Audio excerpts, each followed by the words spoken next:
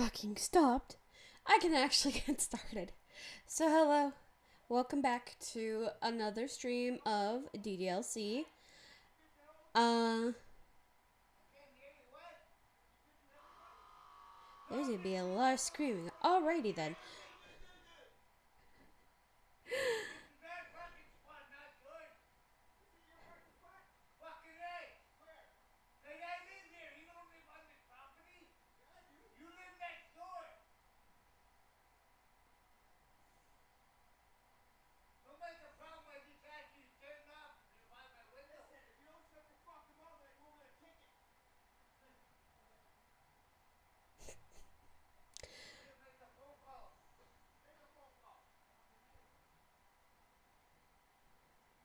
Well, Jesus. Anyway, after listening to the crazies yet again, gotta say it a little quiet because they're outside my window. Anyway, yeah. Coming back again with some more Doki Doki Literature Club. Yeah, so if I remember last we left off, we're just heading to get... Also, you can kind of notice I changed the background a little bit. I went and looked through the, whatchamacallit, the,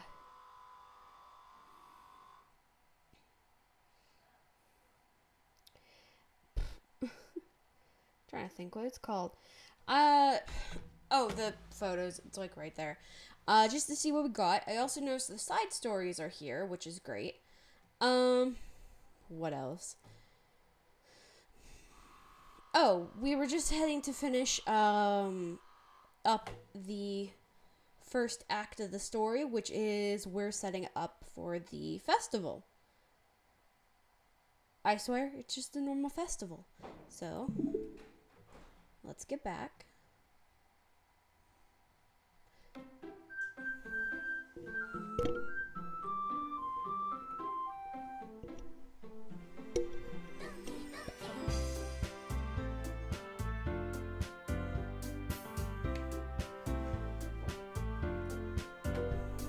All right.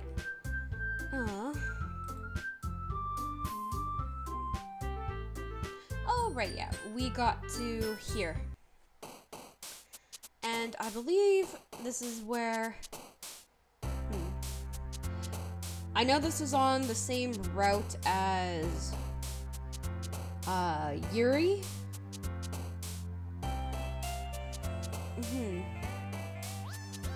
I wonder what happens if I did, like... say start doing all of like Sayori stuff or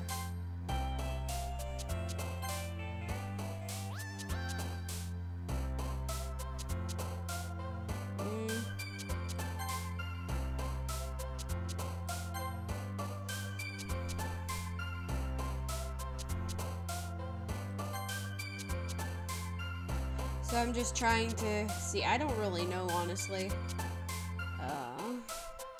Actually, let me just do all of Yuri again, because this is just her thing, and I just, you know.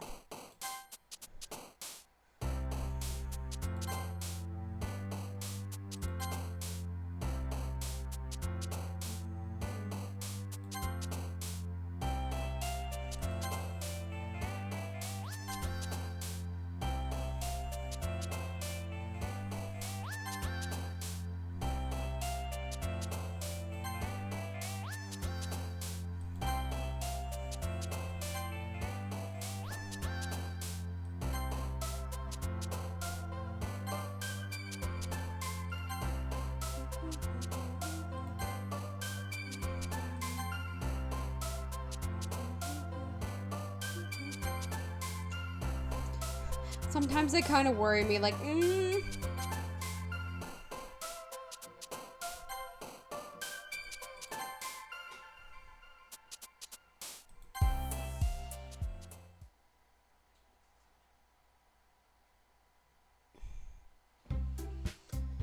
Oh, man. I'm the last one here again. Don't worry, I just walked in too. Were you practicing piano again? Yeah. You must have had a lot of determination. starting this club and now picking up piano? Well, maybe not determination, but I guess passion? Remember that the club wouldn't be here if it wasn't for all of you, and I'm super happy that you're all willing to help out the festival too. I can't wait for the festival. It's gonna be great. Were you complaining about Natsuki? Well, yeah. I'm not talking about our part of the festival, but it's the whole day at school where we get to play and eat all kinds of delicious food. You sound a bit like Sayori all of a sudden. Monica, do they usually have fried squid? Squid? That's a pretty specific thing to look forward to. Oh, come on. Are you saying you don't like squid? You of all people? I didn't say I don't like it. Besides, what do you mean by you of all people? Because it's right in your name, Mon-ika. That's not how you say my name at all. Also, the joke makes no sense in translation. True. Oh shit, right. Never mind. Let's just focus on our own event for now, okay? Fine. Your reactions aren't as fun as yours or Sayori's anyway. Excuse me. Where's Sayori anyway? Oh, there you are. Sayori is sitting at a desk in the corner of the room, looking down at nothing. I walk over to her. Hey, Sayori. I wave my hand in front of her face. You're spacing out again. Sorry. Don't mind me. You can go talk to everyone else. Is everything alright? Of course. Why wouldn't it be? I just feel like you're a little off. Sorry for assuming things. Jeez, you worry too much about me. I'm fine, see? Sarah shows me a big smile. Don't let me distract you from having fun with everyone. Well, alright, if you say so. I worriedly glance at Sayori before turning back towards everyone else. But the conversation has already dispersed and everyone back to their usual activities. I want to just quickly make sure. Okay, it does seem like everything is good. I just had some video issues before, so I just want to make sure that's all out of the way before I do anything else, I guess. Everyone back to their usual activities. Maybe I should ask Monica if she knows anything about Sayori lately. Since they've been preparing for the festival, they might be spending a lot of time together. I timidly approach Monica, who is shuffling through the same papers at her desk. Reverend, what's up? This might sound a little strange, but have you noticed anything up with Sayori recently? Anything up with her? In what way do you mean? Maybe I'm reading into it a little much, but she seems to be a bit downcast today. Oh, you think so? I can't say I've noticed anything about her. Monica peers across the room at Sayori, who is idly dragging a rubber eraser up to her own desk, up and down her desk. Maybe there is something on her mind. But I'm surprised I'm not the one asking you. We're just okay. You certainly know a lot better than I do. Actually, now that I think about it. Would it be better? Nah, it would still be pretty awkward. I'll just leave it at that. Thought I'd make it bigger, but yeah, it works as well. Yeah, but she's never really like this. She's always talked to me about things that bothered her. But this time when I asked her, she was really dismissive. I'm sorry, I know it's not your problem. I just wanted to ask if you knew anything, so I'll drop it now. No. It's important to me too. I mean, I'm also friends with her, and I also care about the well-being of my club members, you know? Maybe I'll try talking to her myself. Are you sure about that? She seems to be like she wanted to be left alone. Are you sure? Maybe she had a hard time bringing it up with a person of interest. Person of interest? What do you mean by that? I'm saying that maybe the thing on her mind is you, Reverend. Oh, hey, thanks for the follow! Thanks for the follow, Knitted. Me? How on earth would you come to this conclusion? Well, I probably shouldn't say too much, but Sayori talks about you more than anything else, you know? Oh?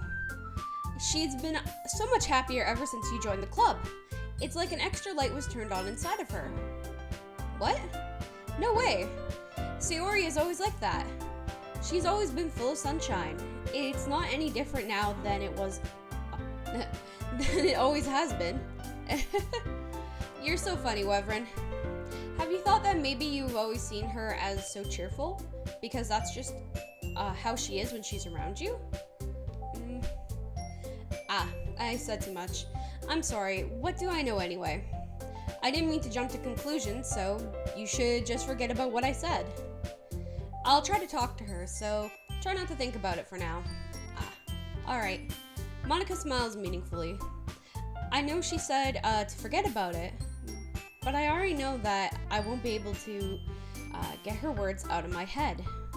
Monica stands up from her desk and walks across the room to where Sayori is sitting. I watch her kneel down next to Sayori and gently talk to her, but she's keeping her voice so quiet that I can't hear her from here. I sigh and sit myself down. I know Sayori told me not to worry about her and to have fun with everyone else, but that's impossible to do when she's behaving like this.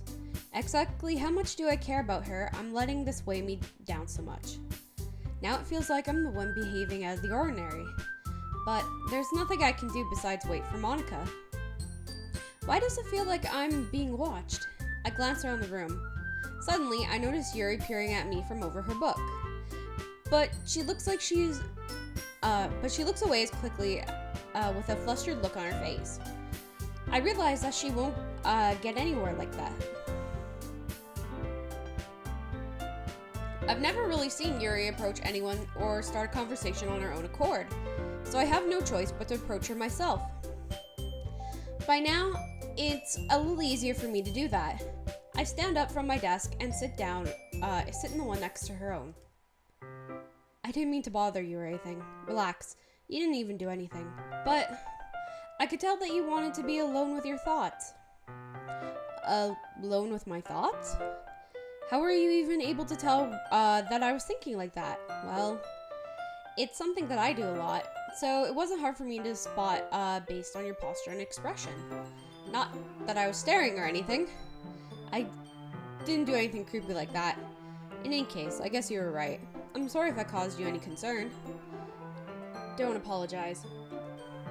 Your troubles are only the concern of those who willingly share in that concern. Of course, you're certainly those who find the most comfort in keeping to themselves. But if you would prefer to share what's on your mind, then I would be glad to listen. It's really not that big a deal. I was just feeling a bit uneasy about Sayori. Sayori? Yeah, she seemed a little off today, but when I asked her about it, she didn't want to admit it to me. So I can't help but wonder if something happened to her. Oh?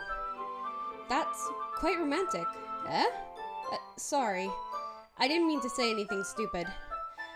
It's not that, I just didn't want you to misunderstand. Sayori and I have been friends for a long time, that's all. I see. Then perhaps it is unusual for her to be dismissive to you about her feelings. Or maybe I'm just reading into it a little too much. Wyvern, the world is full of meaning, often hidden deep beneath plain sight. And there are many untold mysteries behind every person, no matter how well you may know them. So you think that there might be something behind it after all? I think that Sayori is a very complex person. Her mannerisms on the outside don't always match with what may be going on in her head. And she may not always know what she wants. I noticed her strange behavior today too, and I also feel some concern for her. But in your case, it looked like she was fully occupying your thoughts, wasn't she? Well, I guess that was the case. Sayori, she really means a lot to you, doesn't she? I guess. But you don't need to put it that way. We're just good friends, that's all. Yuri suddenly looks deeply into my eyes. Her expression is gentle and curious, as if she was searching for something. Embarrassed, I avert my gaze. Sometimes. A person's mysteries are untold even to themselves. And you, as someone honest and caring, may uncover feelings you weren't aware were in you. That is, I think that she would be a very fortunate person to have you feel that way about her. Yuri. You're giving me too much credit.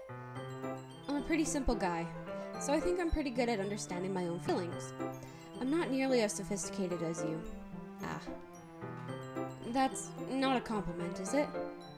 It is what it is. Anyway, as long as you're here, why don't we do some reading?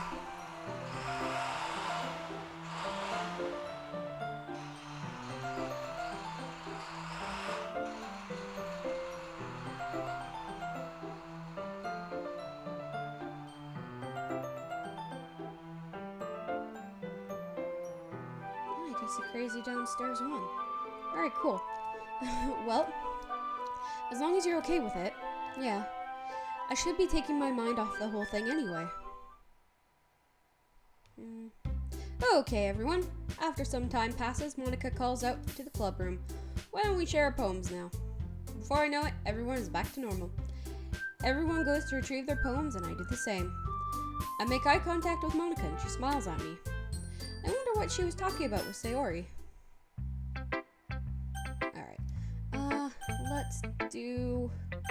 Well, we'll do Yuri last since I got her poem. And then, of course, I'll restart and get the others. Let's do Monica. Hi, Wyvern. Have you thought about what you want to submit for to perform at the festival? Well, being in this club is one thing, but performing in front of a bunch of people, I'll have to give it some more thought. Okay, no pressure. But whatever you do, I'm sure it'll turn out great. Yeah, I'll do it later. I realized I forgot to say, oh well. It would also make me happy to see. Anyway, let's take a look at today's poem. Sure. I let Monica take the poem I'm holding in my hand. Your style has gotten so refined, Wyvern. Yuri's been teaching you a lot of things, hasn't she? Well, I guess so. Yeah, I've been noticing how much time you spend with her. I think I heard her say more words these past couple of days than she's talked in a whole year. Not sure how you did it, but that's pretty impressive. Well, she just needs some patience and a way to talk about it, all the things in her head, I guess. I'm still getting the hang of it myself. You're certainly putting in a lot of effort. You must really like her. That's... It's awfully suspicious, you know? Spending time with her in the clubroom every day, reading that edgy novel with her. Well, alright, a little rude. Okay. I just feel bad that she has a hard time socializing. It makes me want to make sure she doesn't spend all her time alone. Besides, the novel isn't too bad either, you know? Alright. I get you. Just be careful, alright? I know Yuri isn't used to opening herself up, so if something bad happens while she's vulnerable, then it could be really hard for her. Her books aren't a total escape from reality. They're just a bandage. You say that like I'm going to hurt her. Sorry, I didn't really mean that. If anything, she might accidentally hurt herself. Anyway, I'll share my poem with you now, alright? Alright. Okay. The Lady Who Knows Everything. An old tale tells of a lady who wanders earth. The lady who knows everything. A beautiful lady who has found every answer, all meaning, all purpose. And it was all purpose and all that was ever sought. And here I am, a feather, lost adrift the sky, victim of the currents of the wind. Day after day I search with little hope, knowing legend doesn't exist. But when all else has failed me, when all others have turned away, the legend is all that remains, the last dim star glimmering in the twilight sky. Until one day the wind ceases to blow, I fall, and I fall, and I fall, and fall, and even more, gentle as a feather, a dry quill, expressionless. But a hand catches me between the thumb and forefinger, a hand of a beautiful lady. I look at her eyes and find no end to her gaze. The lady who knows everything knows what I am thinking. Before I can speak, she responds in a hollow voice. I have found every answer, all of which amount to nothing. There is no meaning, there is no purpose. And we seek only the impossible. I am not a legend. Your legend does not exist. And with a breath, she blows me back afloat, and I pick up a gust of wind. You know, I feel like learning and looking for answers are the sorts of things that give life meaning. Not to get too philosophical or anything, but it was kind of on my mind, so that's what I wrote about. I see. I never really put much thought into it. In a way, it's almost paradoxical. Because if we had all the answers, wouldn't the world start to lose its meaning? You know, there's one thing I noticed. It seems like everyone in the club prefers writing about things that are more sad than happy. Ah, are you surprised?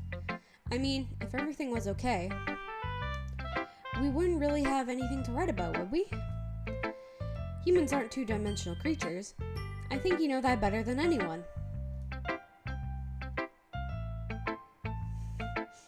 Monica, stop. You mean one-dimensional? Yeah, that. Anyway, here's Monica's writing tip of the day. Are you ever too shy to share your writing because you're afraid it's not good? It can be really disheartening to get a lukewarm response to something you put so much into. But if you find other people who enjoy writing, then sharing becomes a lot easier. Because instead of just telling you that your writing is good or okay or bad, they want to focus more on everything that went into it and the things you can work on. It's much more encouraging that way, and it will make you want to continue improving. Very true, actually. There's a lot of encouragement when you show other people your writing, because a lot of times, people such as myself, we focus more on the form and the structure rather than how it's well written. There are some cases, though, when it's really bad, but that's... I mean, I think we've seen a good portion of fan fictions, mostly talking by Immortal. It's almost like having your own little literature club, don't you think? That's my advice for today. Thanks for listening. Alright, Natsuki. Anything? Yeah, no thanks. You didn't even... Next. Okay. Jesus. Hey, Sayori. You up for it? It's nice, I guess. Come on, I can already tell you don't like it. Well, you don't need to worry about what I think. After all, you wrote this for someone else, didn't you? Probably Yuri? I didn't write this for anyone specifically. Maybe... That's not really what I meant, though. But it's okay. You're making new friends, just like I was hoping. That makes me really happy. And you're happy too, right? In this club? Well, of course I am. Good. That's all that matters to me. Thank you, Everin. Sayori, is there something wrong? Huh? No, nothing. I'm just a little tired today. Alright. Just tell me if you need anything. I will. Don't worry about me, okay? You can go play with everyone else now. If you insist. Yay! I'm gonna go home a bit early today. Sayori? Tell Monica I wasn't feeling well, okay? I'll see you tomorrow. Before I can say anything else, Sayori cheerfully walks out of the classroom, humming to herself. Alright.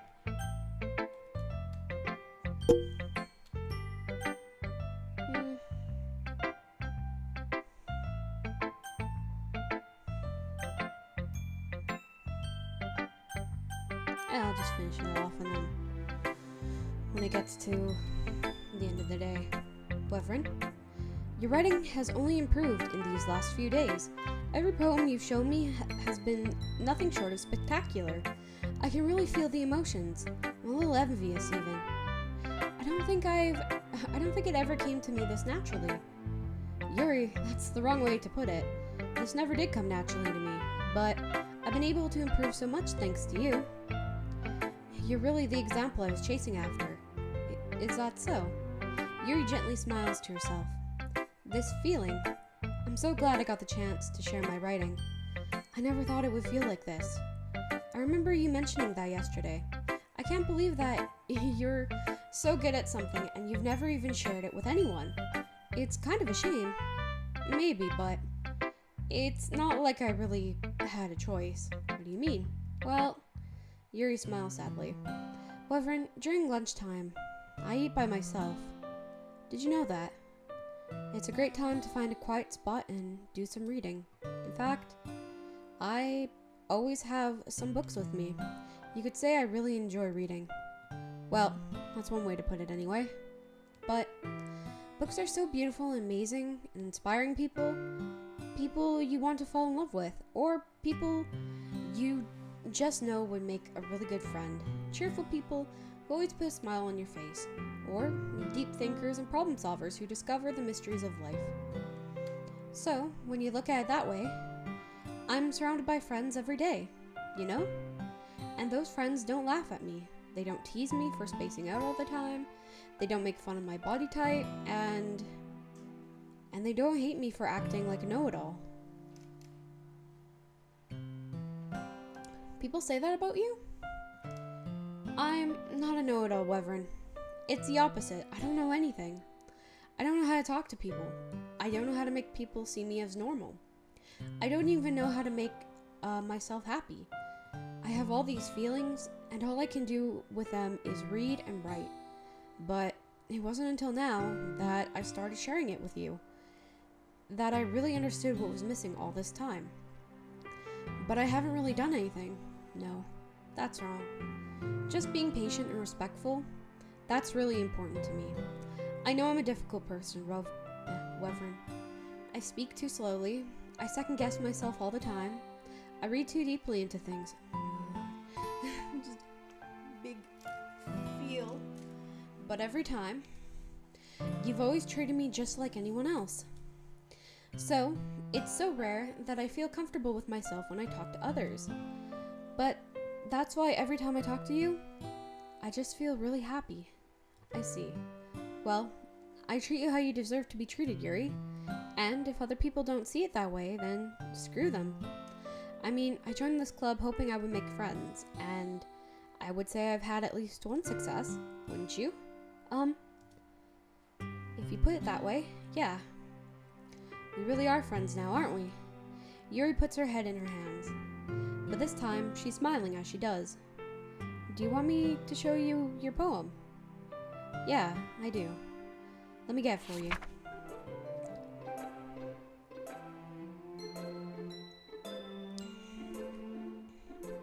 Ghost Under the Light Part 2. The tendrils of my hair illuminated beneath the amber glow, bathing.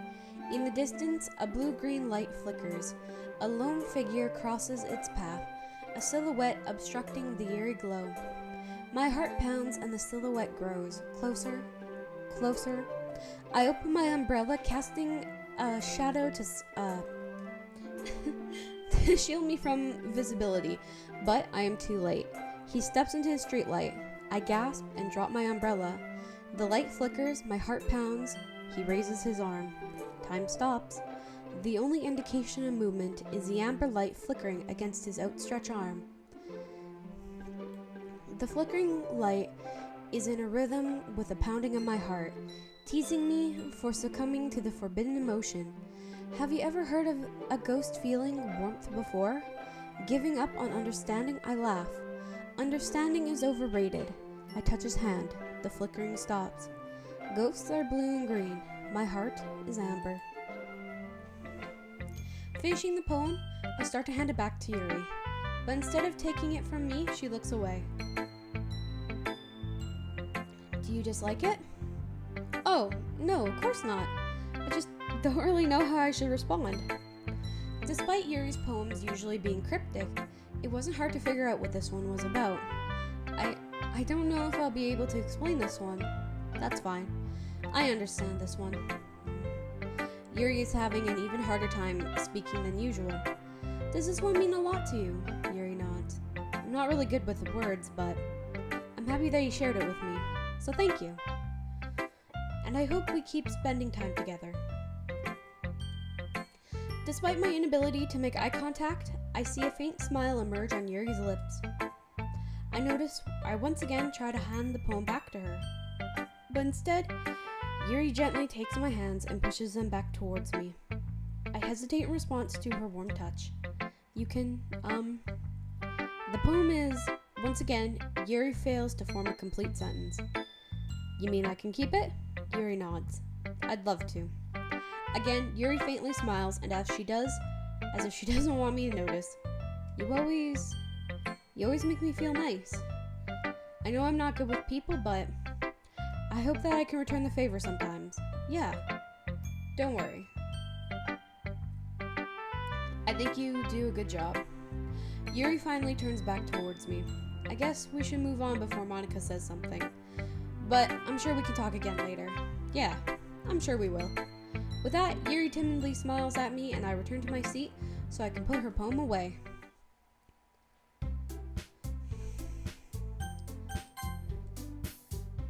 Right.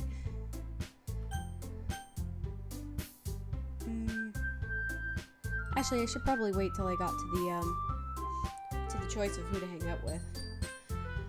We're all done sharing poems, right? We don't have to start figuring out... Hold on a second. Is it just me or did you say something strange just now? Huh? Something did sound a bit unusual. That's right. You deviated from your usual catchphrase when addressing the club. Catchphrase? I don't have a catchphrase. Jeez. Why is the mood so weird today? Like, even Yuri isn't immune to it. Stagnating air is a common foreshadowing that something terrible... Yuri, no, in your books, maybe. I swear, this is just a normal visual novel. Look, the only thing different is that Sayori isn't here. Ah, it seems you're right. Sayori always helps lighten the mood a little bit, doesn't she? It's almost like everyone's balance is thrown off when she's not around. Where the heck did she run off to anyway? I thought she just went to pee. Natsuki, please show some decency. Oh, come on. She actually wasn't feeling too well and went home early. Is that so? I hope she's alright. Seriously? Of all the times to not go home with her, you pick the time she's not feeling well? So much for you two being all lovey-dovey. No, first of all, stop misunderstanding my friendship with Sayori. And second, she's kind of been avoiding me today, so I don't want to force it. Oh? What? That curious expression coming from Yuri, of all people? Calm down, guys. I talked to her earlier and everything is fine. Sure. What'd she say? What'd she say? Anyway, we need to figure out the rest of the festival preparations, so let's decide what everyone will be doing this weekend. I already know what I'm doing. That's right. Natsuki will be making cupcakes. But we might need a lot of them, and different flavors. Can you handle that all by yourself, Natsuki? Challenge accepted. And as for myself, I'm going to be printing and assembling all the poetry pamphlets. Sayori will be helping me design them. And as for Yuri, you can,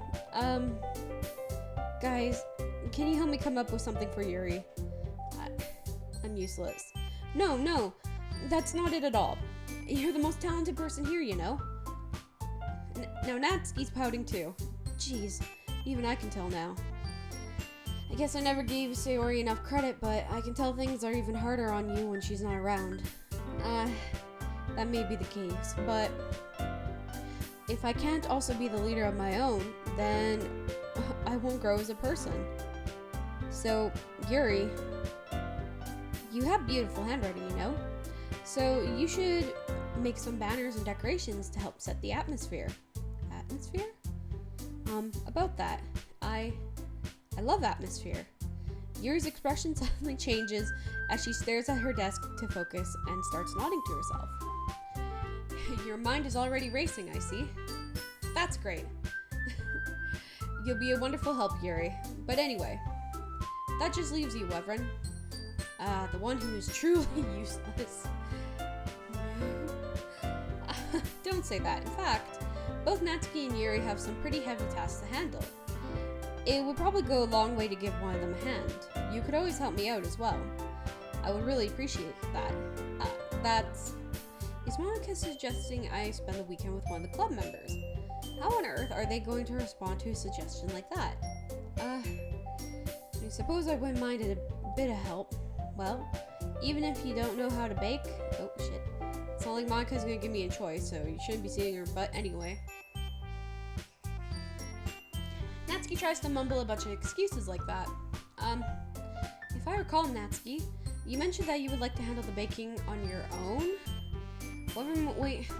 Whoever may not like that. I keep hitting something by accident. Maybe he may be... lost my train of thought. He may be more suited to assisting with those decorations. Hold on, I never said that. How hard could it be to make a few decorations anyway? Sounds more like you're making an excuse for Wyvern to... what are you saying? It would be extremely meticulous work. And baking isn't? Just what do you think? Guys, let's settle down for a moment. In the end, I think it's up for Wyvern to decide how he'd like to contribute. Besides, he hasn't really gotten the chance to spend any time with me yet, you know? I'm sure he's interested in... You literally just said. I'm surprised as well. Sorry. I was just saying, though. Jeez. Can we just settle this already? Yeah. Wyvern, you're okay with this, right? In the end, it is up to you. Of course. Very well. In that case, everyone looks straight at me. But, of course, I'm going with... We're just gonna go here. And then we're going to... load.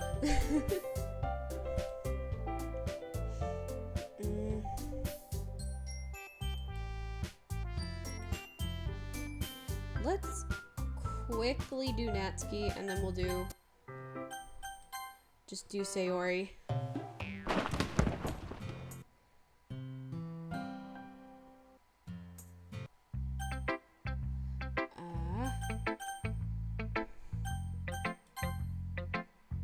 Oh, I could have just skipped it.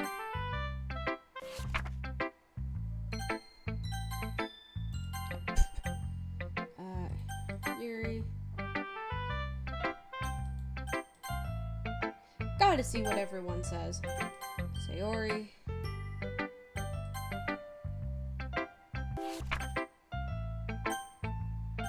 Natsuki. I might as well get like 3 different points for each of them. Really have to do something for the... Well, I don't really want last minute. Don't worry so much. We're gonna keep it simple, okay? We don't need much more than a few decorations. Oh, yeah, so they're...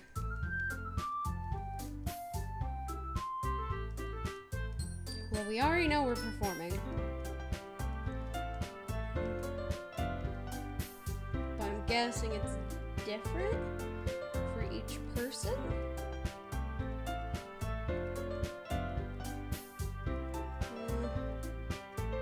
Too bad I can't hit skip.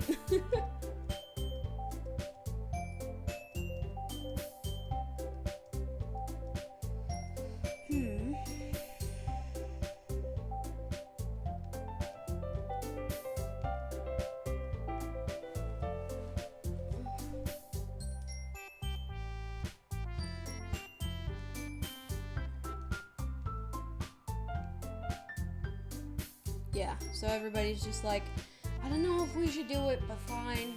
Get new members.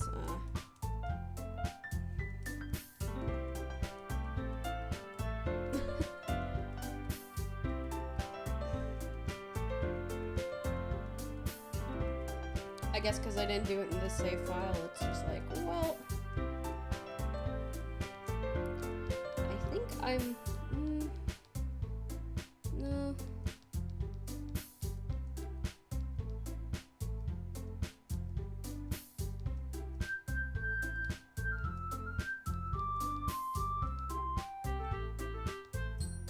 Yeah, so like, we have to applaud, and then...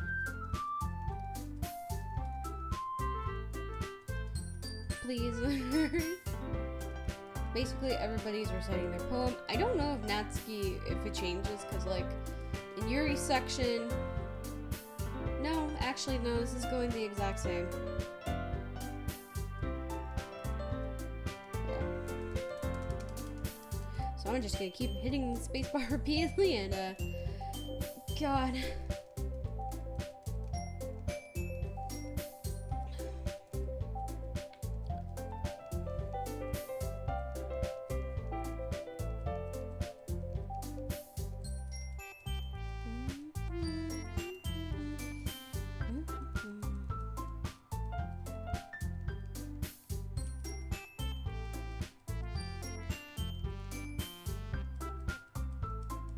you know, gotta get all the endings, of course.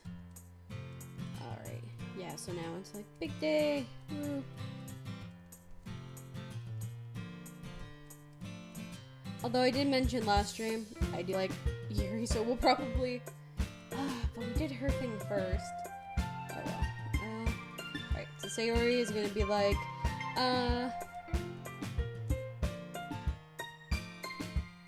yeah, so she asked me if Natsuki asked me out. Yeah, so...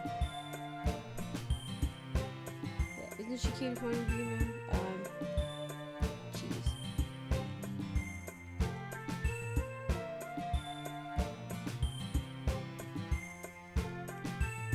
I wonder if I could just go back to the book and just be like, alright.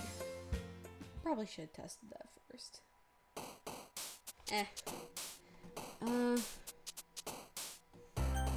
You know what? I'll save this, like, here. And we'll go back to this one and see if that changes.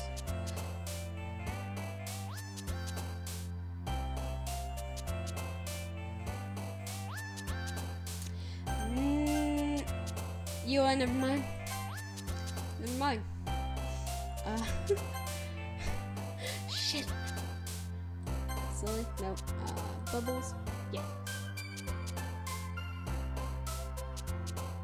Feather? Nope. Never mind. Play. Mouse. Sugar. Flower. Oh, never mind. Lollipop. Boop. Bunny. Vanilla.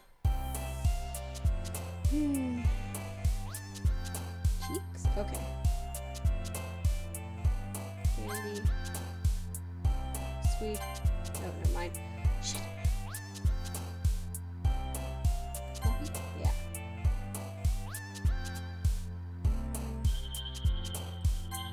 Okay. Sticky works, that's fine. Rainbow. Sparkle? Milk. Okay.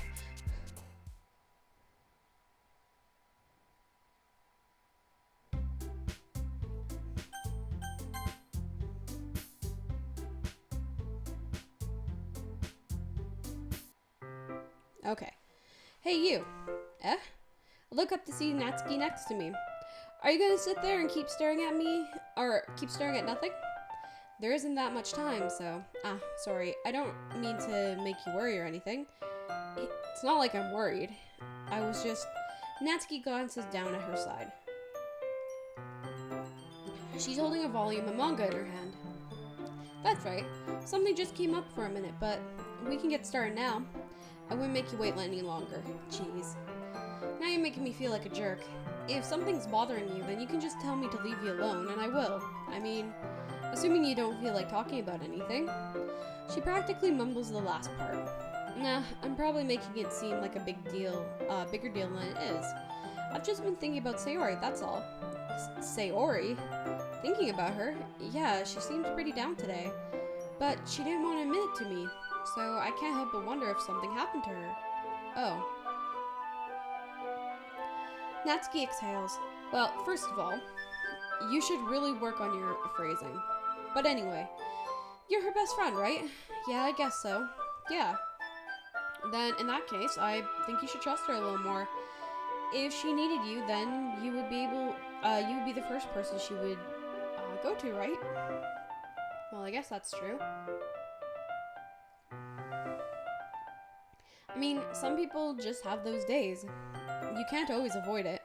If anything, she probably doesn't want you to worry about her because it's not important. Yeah, it's kind of what she said to me. Maybe it's not right for me to go against her wishes. Exactly. If she needs you to worry about her, then it'll be a lot more obvious. Yeah. I should have thought of it that way from the start. Natsuki fiddles with the book she's holding in her hand. She really means a lot to you, doesn't she? Don't get me wrong. Don't get the wrong idea or anything. We've just been friends for a long time. It's normal to be worried about your friends. I mean, you were worried about me, so I was not. Jeez. If you're fine, then let's hurry and get started already. Yeah.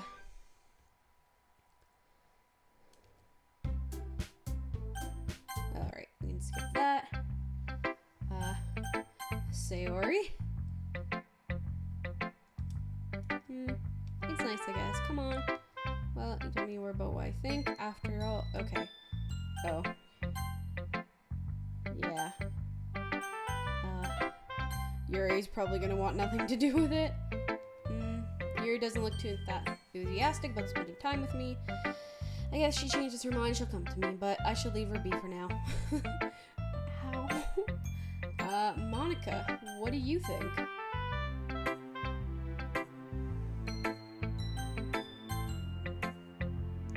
Sticking with Natsuki style once more, I see. You really like Natsuki, don't you? Oh, come on, Reverend. You're awfully suspicious, you know. Spending time with her in the club room every day, pretending to like the manga she's into. You know how Natsuki is. If I don't indulge her, she'll end up hating me. No, I think you're misunderstanding, Reverend. It's not like Natsuki just hates anyone who doesn't give her what she wants. Yeah, she's assertive, but she's not that selfish. In fact, I think you're the only one who's indulged her as much as you have. Is that so? I kinda knew that, but I just don't want to admit it. So I just need to ask you one thing. Be careful, please. Natsuki is kind of unpredictable. A lot of times she doesn't even know what she wants. After all, she's the youngest one here. She might not know how to handle her own feelings properly. What I'm saying is, if something bad happens, then it could end up damaging the club too. And you wouldn't want to do that to me, right? I'm not sure how to respond to Monica. While I care about her in the club, it's also kind of unfair to bring that up. Well, you're smart. I'm sure you'll do everything right. Monica smiles sweetly. Anyway, I'll share the poem.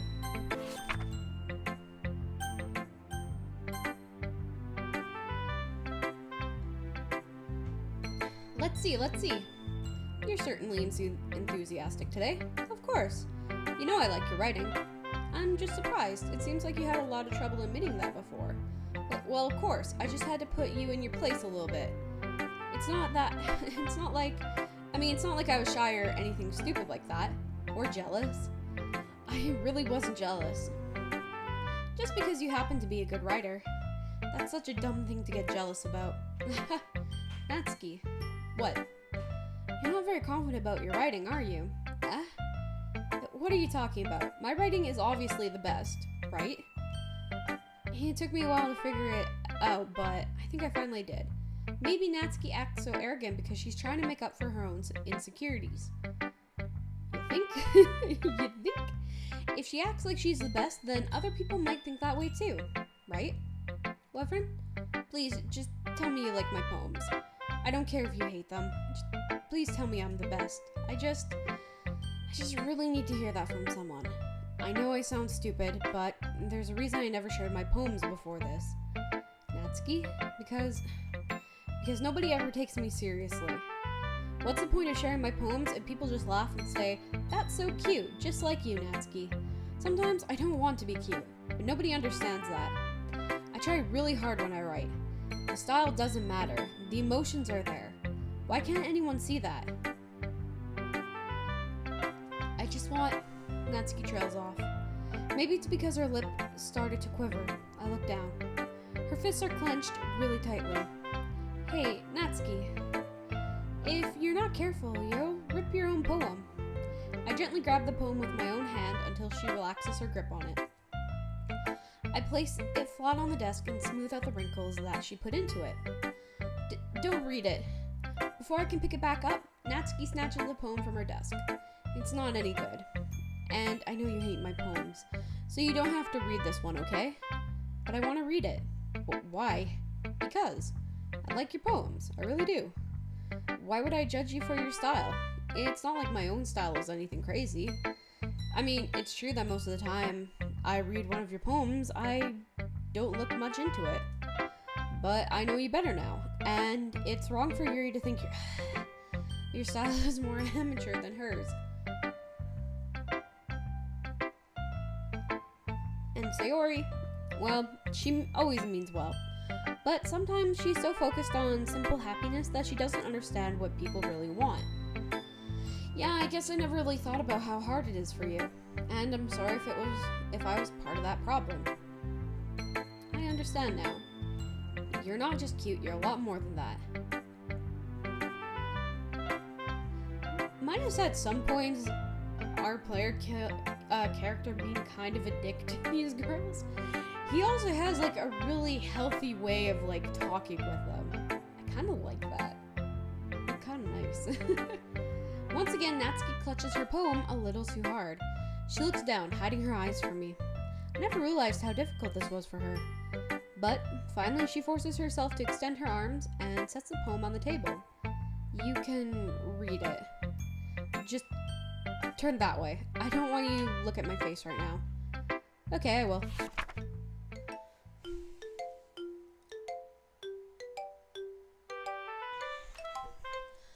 Because you. Tomorrow will be brighter with me around, but when today is dim, I can only look down. My looking is a little more forward, because you look at me. When I want to say something, I say it with a shout, but my truest feelings can never come out. My words are a little less empty, because you listen to me. When something is above me, I reach for the stars, but when I feel small, I don't get very far. My standing is a little bit taller, because you sit with me. I believe in myself with all of my heart, but what do I do when it is torn all apart? My faith is a little bit stronger, because you trust in me. My pen always puts my feelings to the test. I'm not a good writer, but my best is my best. My poems are a little bit drearier, because you think of me. Because you.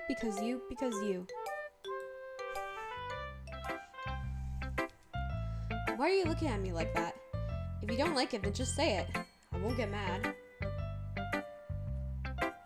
No, it's not that I don't like it. It was just a little surprising to read. It's definitely a little different. Actually, I'm not gonna lie, that had a little bit more of her in it than her other poems. Not saying it's bad, I can definitely see she's improving. I guess I'm not used to hearing such nice things coming from you. Don't say that, dummy. What do you think the point of writing is? Expressing things you can't just say. Yeah, I understand. I'm sorry for missing the point sometimes. I always mean well, and I'm happy that you showed this to me. I liked it. Well, yeah. I'm pro, so... Natsuki mumbles, completely failing to sound confident like she usually does. Just remember, I can think these things sometimes too. You know, when you're nice to me, it's meaningful. I'm glad. Sensing Natsuki is satisfied, I start to hand the poem back to her. But as I do, Natsuki takes my hand and pushes them back away. Her small and soft hand surprised me with her assertion. I don't want it. Why not? I just don't. Jeez. I realize that Natsuki is doing. Unable to be honest, she's trying to give me the poem in a roundabout way. Well, in that case, I'm gonna keep it. Instead of teasing her, I choose to go along with it. Good.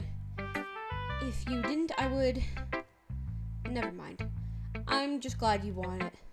Natsuki backpedals with her words and leaves it at that. Despite her best efforts, she hides her expression. I can see her faintly smiling to herself. That's all for now, so go put it away before someone sees it, okay? Yeah, I'll go do that. With that, I return to my seat so that I can put away Natsuki's poem.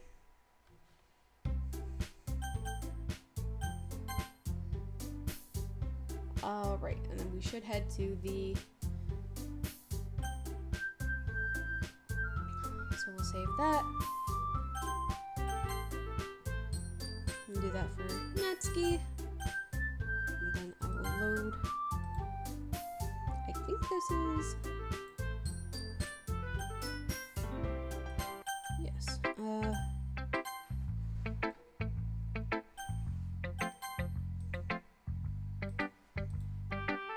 Okay, yeah, reminds me too, I like to probably You spend a lot of time with her, even in the club, don't you? Then again, I don't blame you for being a little shy. I'm not shy, it's just that I'm teasing a little bit to make friends with everyone. But Yuri and Natsuki are super interesting people, so don't be afraid to give them their share of time. You can talk to me every now and then, too. I'm not, like, unapproachable or anything, am I? No, it's nothing like that. I'm just still getting used to being here, that's all. Yeah. I'm sorry if I was putting pressure on you or something. I really didn't mean it like that. No, don't worry. I get what you're saying. Well, alright. But anyway, you want to read my poem now? Okay. I'll do Yuri. We'll just be like, oh, let's see what you've written. Well done. Your skills are already improving. Really. Thanks, Yuri. Coming from you, that means a lot. It's nothing. I'm just happy to help inspire fellow writers. I know you're new to this, so don't worry so much. It seems like you can't get your poem to feel perfect. You don't need to be afraid. Be a little more daring. Metaphors can go a long way. Don't feel like you need to work your brain like anything for a bunch of years. I think I made a cohesive sentence out of that. I don't know. Try letting your mind wander through your feelings and write down the things you see and hear. Oh, yeah. This good writing tip. And Natsuki. Yeah, and then she's just like, yeah, okay. Sayori. Well, friend, I really love your poems. I can't believe you've been hiding these from me. I'm not hiding anything, but your poems are so good. Yesterday and this one too. You can't tell me you haven't done this before. I mean, you're really the only one who feels that way, so... No way. Not even Natsuki? Well, I guess Natsuki is the least likely to admit how much she likes something, but I don't think that's it. What do you mean? Well, I guess I'll be honest about it. It's a lot easier to write poems when I'm thinking about you. What? Stop thinking weird things, idiot. I just mean that you're a really expressive person, I guess. How am I supposed to write poems about my own stupid life? But you somehow make everything in your life an adventure. Even the little things, like cooking. Let's not talk about that. So yeah, I guess what I'm saying is that I can feel more feelings through you than I can through myself. We have that kind of weird connection. Sorry. Kind of made me think how I write characters where it's like I write in their point of view as if I am actually them. I don't know how to describe it. It's a weird thing. It's like I'm there in the action, writing it all down. Sorry. My piercing slightly bothering me. We have a weird connection. It's your fault for getting in my business all the time. I don't know if I understand. Sigh. You never understand when I try to explain things to you, do you, Sayori? I pat Sayori's head. Hey! I'm not a kid, you know. Are you sure about that? Maybe. Sayori starts fiddling with her pencil between her hands. Hey, Wyvern. Will you give me your poem? I kind of want to keep it. Why? Because, well, it's the first time you've written something for me. Sayori, you completely misunderstood. I didn't write this for you.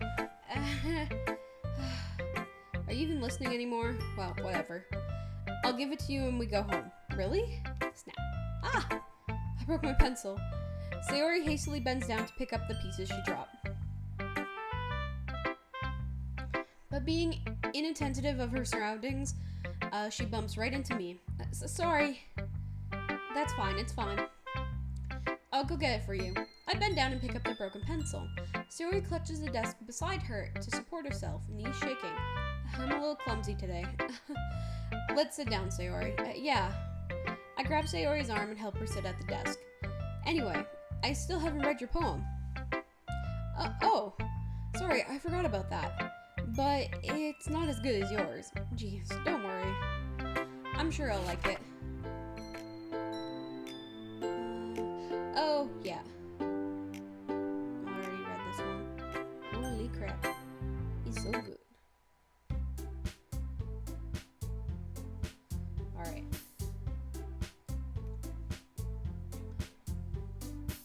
see what she asks when we walk her home. Oh shit. No, keep going. We already seen this. I'd walk home with you.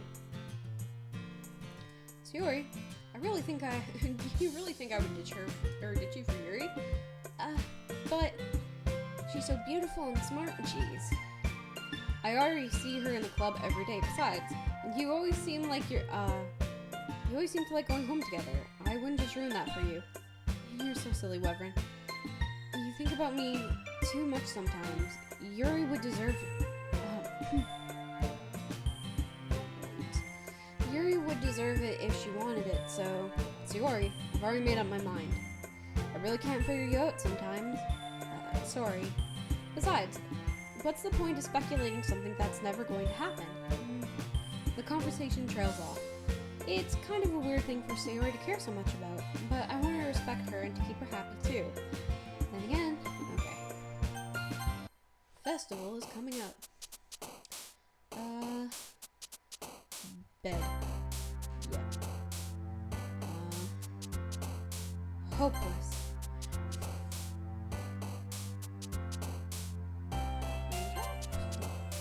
Wrong person.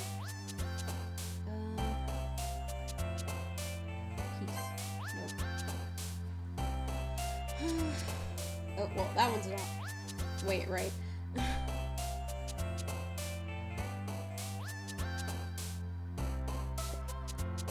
Well, I'm only, happiness. Empty. Depression. Oh, unrequited.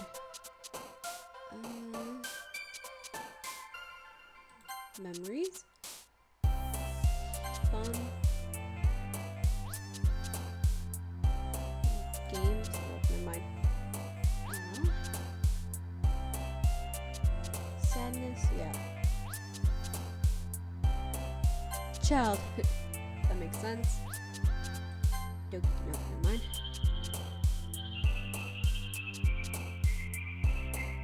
Dream? No. Daydream. Daydream was hers.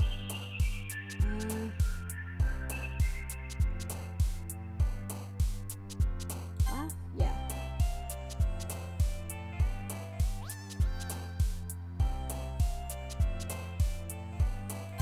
Okay.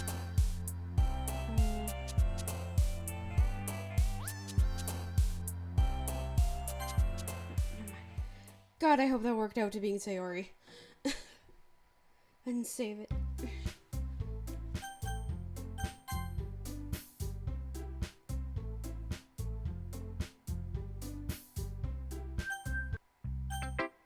Oh! Right, okay, so it just absolutely skips her. Okay. Wait, no, we're not overwriting. We're loading. We'll do... Oh, wait, no. No. I'll just return. Right, I forgot I need to show poems. Monica, let me know. Did I do this right? Ah. It's kind of funny, how so? No, not the poem. I mean, it's funny how your poems and Sayori poems have been getting more and more similar to each other every day. Okay, good. Got it right. I'm surprised you're so in sync with her. Then again, I've been spending a lot of time together with her lately, haven't you? I guess you could say that. Although we kind of grew up as best friends, I haven't been seeing as much of her this past year. But since I joined the club, we've been spending a lot of time together again. I see. That reminds me. But how Sayori's been a little bit off today. Yeah, did she tell you something? Well, you haven't been flirting with her, have you? Of course not. I've been treating her like I always do. Alright, just making sure. You know how much you care. I know how much you care about her. It would be terrible if something bad happened to her. So keep an eye on her, okay? Yeah, I'm doing my best. Sayori's been acting so much happier ever since you joined the club. What could have happened all of a sudden? Well, never mind. this is this really isn't the time to be talking about this. Anyway, alright. Bye. Yuri, who probably well done. You definitely improved. Has my advice been helpful to you? Yeah, definitely. I'm glad. Sharing our writing like this, it's a lot more fun and rewarding than I anticipated. I need to remember that Monica, I think we all felt a little awkward at first. But now it seems that everyone is enjoying their share of their writing, or enjoying and sharing their writing, and seeing what others think. I guess I can't really disagree. I was afraid the whole thing would be a chore, but it's a great way for me to spend time, some personal time with all the girls in the club. But it's been fun to getting to know everybody in their writing, and I guess doing some writing myself. Well, have you learned anything about yourself, Avram? Well, you know how I like to say that writing is a very personal way of getting in touch with yourself? In the end, it doesn't matter if you're a good writer or a bad writer. And even my opinions are just opinions, you know? Good advice. She has... Oh. Well, I love her. Great advice. As always, I believe that the most important is exploring and discovering yourself. That's comforting. I'm kind of afraid of disappointing you in some way or another. Why me? Well, you're always sophisticated with your writing and have the most advice to share. Is that so? Yuri thinks for a good minute. That must be terrible. For me to have become someone whose opinion is fearsome. How unlikable of me. Yuri, it's not as bad as you're making it out in your head. I just meant that I respect your opinion. I see. I'm sorry that I'm always overthink those sorts of conclusions. I'm just a little too used to it. Overthinking.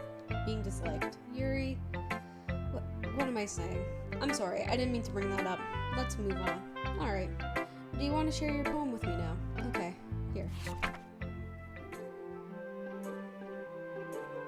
Oh! I didn't know it changed. Beach. A marvel millions of years in the making, where the womb of the earth chaotically meets the surface, under the clear blue sky an express of bliss, but beneath gray rolling clouds an endless enigma. The easiest world to get lost in is one where everything can be found. One can only build a sandcastle where the sand is wet, but where the sand is wet, the tide comes. Will it gently lick at your foundations until you give in, or will a sudden wave send you crashing down in the blink of an eye? Either way, the outcome is the same, yet we still build sandcastles. I stand where the foam wraps around my ankles, where my toes squish into the sand. The salty air is therapeutic, the breeze is gentle yet powerful. I sink my toes into the ultimate boundary line, tempted by the foamy tendrils. Turn back, and I abandon my peace to a road at the shore. Drift forward, and I return to the earth forevermore. Okay, that's completely different. I'm aware that the beach is kind of an inane thing to write about, but I did my best to take a metaphorical approach to it. You say that you didn't even want to write about it. Oh, you haven't heard? After yesterday, Natsuki and I, well, it was amusing that we wrote about something similar in such different ways. So Natsuki wanted us to write about the same topic as each other again. I suppose to better compare the difference in our writing styles, or thought process. Anyway, it was her idea. Knowing her, it's no surprise that she wanted to do something like that. She probably just wants to show off. It's not like I have a particular interest in her writing style. I just went with her request, but, well, I suppose it's not so bad to write about something simple on occasion. It can be refreshing, you know? It's good for me to calm my thoughts once in a while. Yeah, I think I agree. Thanks for sharing. Okay, interesting. Natsuki? Okay, this is completely different too. This one's alright. Alright? Well, yeah. About as good as yesterday's, anyway. I see what you're going for, but it's not really my style. I mean, that's fine. I'm mostly just glad you're trying a little bit. Well, of course I'm at least trying. Why are you so emotionally invested in my poems anyway? Isn't it more of a compliment to me? No, gross. It's not like I care. It's just that one of us in the club has to make sure you're not slacking off. Really? Well, what if you ended up just scaring me away? It's not like you would actually do that. Yeah, you're right. It's kind of fun hanging out here, even if I have to put up with you. Shots fucking fired. Natsuki's elbows connect with my stomach.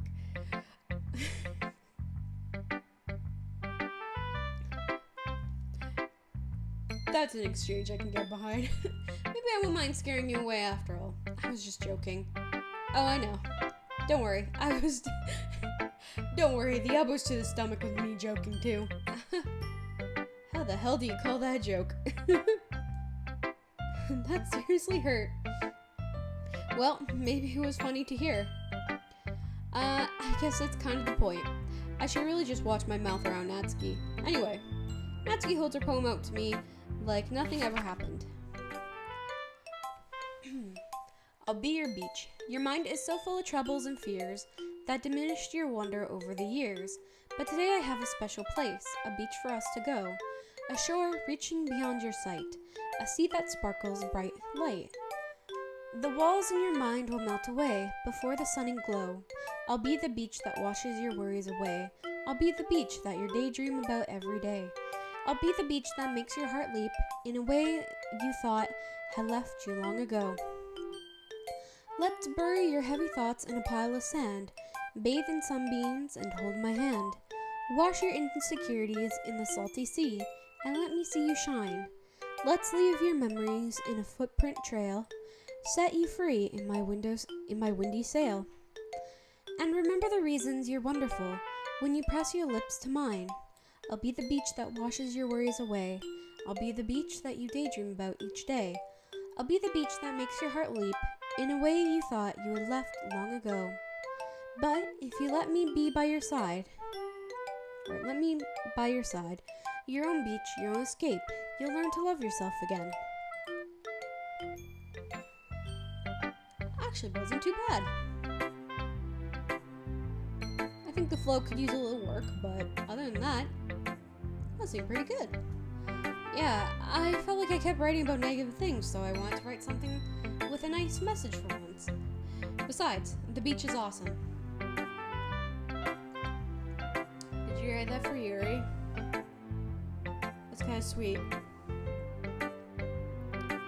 I like you, but I'll allow it, because that's actually pretty sweet. Kind of hard to write anything negative about the beach. Well, Yuri's take on it was a little more solemn. Well, Gee, she better not have said anything bad about mine. After all, she was the one who wanted us to write about the same topic. You can really see her doing that too. Making us write about a simple topic, then trying to impress me by coming up with something all fancy. Well, it's not like I care. I just did it anyway. I mean, I guess mine ended up being kind of a metaphorical too, but there's nothing wrong with doing that once in a while. At the very least, it was a good practice. Alrighty. This is your best one so far. It's really nice, Reverend. Thanks. So, Yuri, you've been a little quiet today. Is everything alright? Of course. Everything is fine. Maybe I'm just a little tired today. Do you want a nap or something? No, that's silly. Don't worry about me, okay? I only want to see smiles on your face. Well, alright. Hey, Reverend, I'm still a little surprised. I really thought you would try writing your poems like the way Yuri does, or even Natsuki. But in the end, yeah, I guess you're the one who likes, this one the most. Why? You don't want to get closer with everyone else? Wait, of course I do. But that doesn't mean I need to try so hard to impress them. I still understand you the most, Sayori.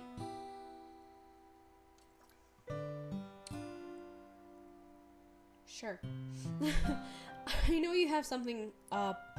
I know you have to sometimes put up with me. And I have to sometimes put up with you.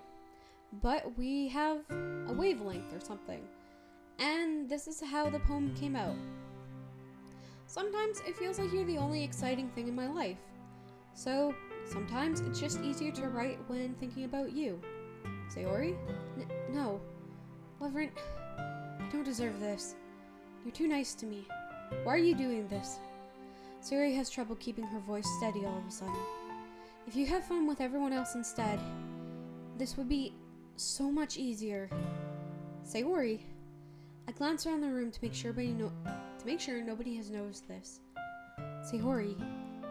I've probably never said this before, but I don't understand what you're feeling right now. Tell me what will cheer you up. Sayori shakes her head.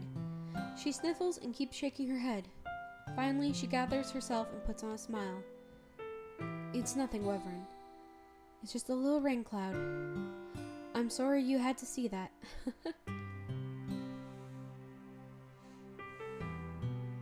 Normal visual novel, okay guys? It's a normal visual novel. It's normal. I promise, it won't happen again. Just smiles for everyone, okay? That's all that matters. Go play with everyone else. I'm gonna go home a little bit early today. Sayori, tell Monica I wasn't feeling well, okay? I'll see you tomorrow.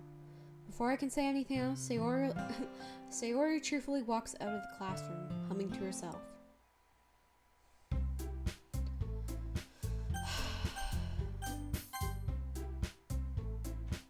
Okay. So we're gonna save that.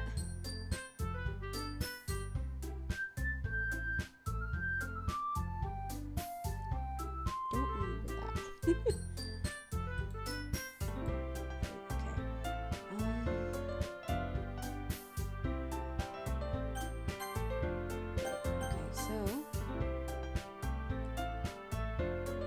Technically we're past that, so I can overwrite it. So I just have to remember this top one is Sayori. I gotta do it. You what? Wait. No. No. I keep forgetting to hit load. Alright, so let's do Natsuki first.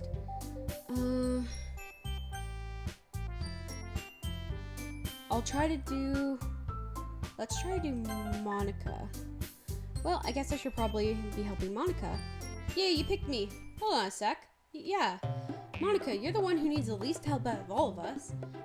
But I agree with Natsuki. Not only is your work already the most suitable for one person, but you already have Sayori as well. But Wyvern was the one who... Okay, we're gonna save that too.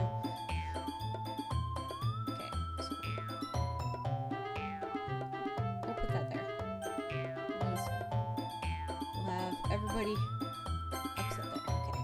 Okay. But Wyvern was the one who... that doesn't matter. You're the one who scared him into picking you in the first place. You're the president, Monica.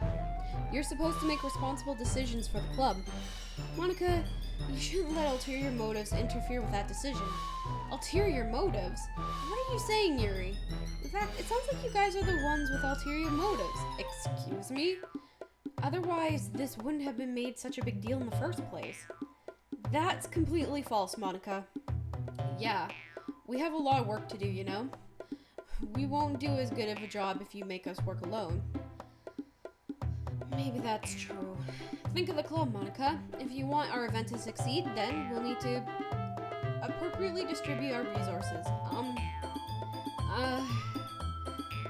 So, are you gonna do the right thing, President? Okay, I get it. It's technically most logical for Wyvern to help one of you two, so I guess that's what we'll do. Okay, so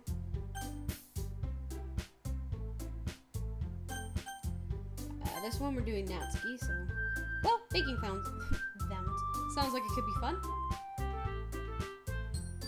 And you guys made it sound like a lot of work, so it could probably be us two people. Don't worry, baking is a ton of fun. You'll definitely agree. Uh, just a minute ago, you were saying that's because... Never mind, okay?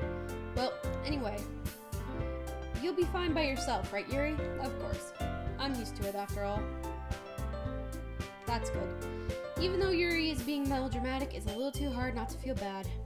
So that's everything, right? Anything else we need to talk about? No, I think that's it. Are you guys excited? Yes. Everything except the performance is going to be awesome. I don't think that really counts. What about you, Everin? Me? I guess you could say I'm interested to see how it turns out. That's good enough for me. What about you, Yuri? Yuri? She's still sulking. Natsuki starts pouting too. It's not that big a deal or anything. Well, it might not be just that. I think that Yuri is just feeling a little underappreciated in general. Having to come up with something for her to do, then nobody offering to help. That doesn't mean... Natsuki glances back and forth between everyone with worried expression. Look, Natsuki goes over and puts her hands on Yuri's shoulder. Yuri, you really are the most talented one here, and you're going to help make the event a lot more fun and welcoming. I mean, the cupcakes will probably help a lot too, but you're going to make the atmosphere special. That'll be really important for the way people feel during the performances. So, you need to stop being dumb and giving yourself a little more credit. Natsuki releases her hands and turns to face the other direction. You don't really mean that, did you? Not really, but Yuri isn't the only one surprised. Monica and I are also taken aback by Natsuki's words. Natsuki of all people to be saying such encouraging things. But I begin to understand. Natsuki was trying to sound like Sayori. Even if it didn't work out perfectly, I can tell that she tried to say something Sayori would say at times like this. Because Sayori always helps everyone smile and feel good about themselves. I'm sorry for being dumb. I'm gonna do my best. And all of us are going to make it a really great event. Yeah. I hope to see everyone doing their best. But with that, there's nothing more for today. So I guess it's time for us to head out. Okay. But I'm staying a bit longer. I barely got to do any reading today, so... Fair enough, there's nothing wrong with that. Everyone packs up their things. I start to follow Monica and Yuri to the door, as they chat between each other. Where are you going? We still need to figure out our plans for the weekend. You literally haven't gotten home and realized that you don't even have a way to contact me? Well, that's true. I have no idea how that slipped my mind. Geez, good thing I stopped you. I'm giving you my number, okay? You better not make it weird or anything. Why would I do that? Natsuki gives me your phone number. Okay. I'm coming over on Sunday. I'll bring all the ingredients. Wait, you're coming to my house? Well, yeah. What's wrong with that? I mean, I just figured out that since I'm the one helping, I would be going to your house. Yeah, right. Like I have a guy over at my house. My dad would kill me. Really? That's kind of strict if you ask me. Yeah, how do you think I feel? I can't do anything when my dad is home. Anyway, I just need to complain for a second. We have each other's numbers now. That's all I needed from you. I guess I'll text you when I'm coming over. Alright, fine by me. Yeah. I'm really gonna show you how I love baking so much, so you better look forward to it. Oh? Didn't you say you're going to give me, the dirty work? Well, I was just saying that. It's not like I could act like that in front of everyone.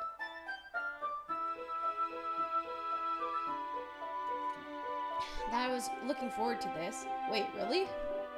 Well, kind of. Just because I never got to bake with someone else before. That's all it is, so... Alright, I get it. Sorry for overreacting. Anyway, I'll be heading out now. See you Sunday. Never mind. I can't believe this. Natsuki is going to be coming over to my house on Sunday. My anxiety shoots through the roof. Even though I've gotten pretty used to handling her at this point, there's no telling what will end up happening when we're outside of school. More than that, she told me that she was looking forward to it. Is it the chance I have to make something happen between us, or is it too early for that? Only time will tell, but until then, I won't be able to take my mind off of it. Seriously, I can't wait. It's already Sunday. I've been getting increasingly anxious about Natsuki's upcoming visit. I keep telling myself there's no reason to be nervous, but it doesn't help much. I wonder if she'll act any different when it's just the two of us. Meanwhile, she's been texting me a lot. We sent each other one after exchanging numbers to double check, but it turned into a conversation. She's almost a different personality on the phone, using tons of emojis and cute language. She also really likes complaining about things, but I kind of saw that one coming. But putting Natsuki aside, I haven't heard anything from Sayori since she left the club early the other day. I just realized it's been like almost 2 days and he never asked, but alright. It's not like we text each other all the time or anything. But I've been worried about her in the back of my mind. Between what Sayori said and what Monica said, is it really okay for me to put Sayori's feelings aside when she might need me? I decide to visit Sayori before Natsuki comes over. Okay.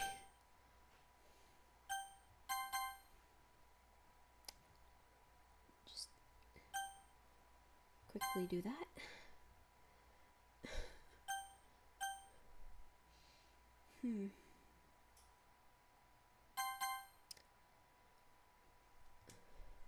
Rather than asking, I simply tell her I'm coming over, much like we've done in the past. Once I reach Sayori's house, I knock on the door before entering in myself. Again, we used to play so often that we've made a habit of simply entering each other's houses like we were family. The house is quiet. Sayori isn't anywhere on the first floor, so I assume up in her room.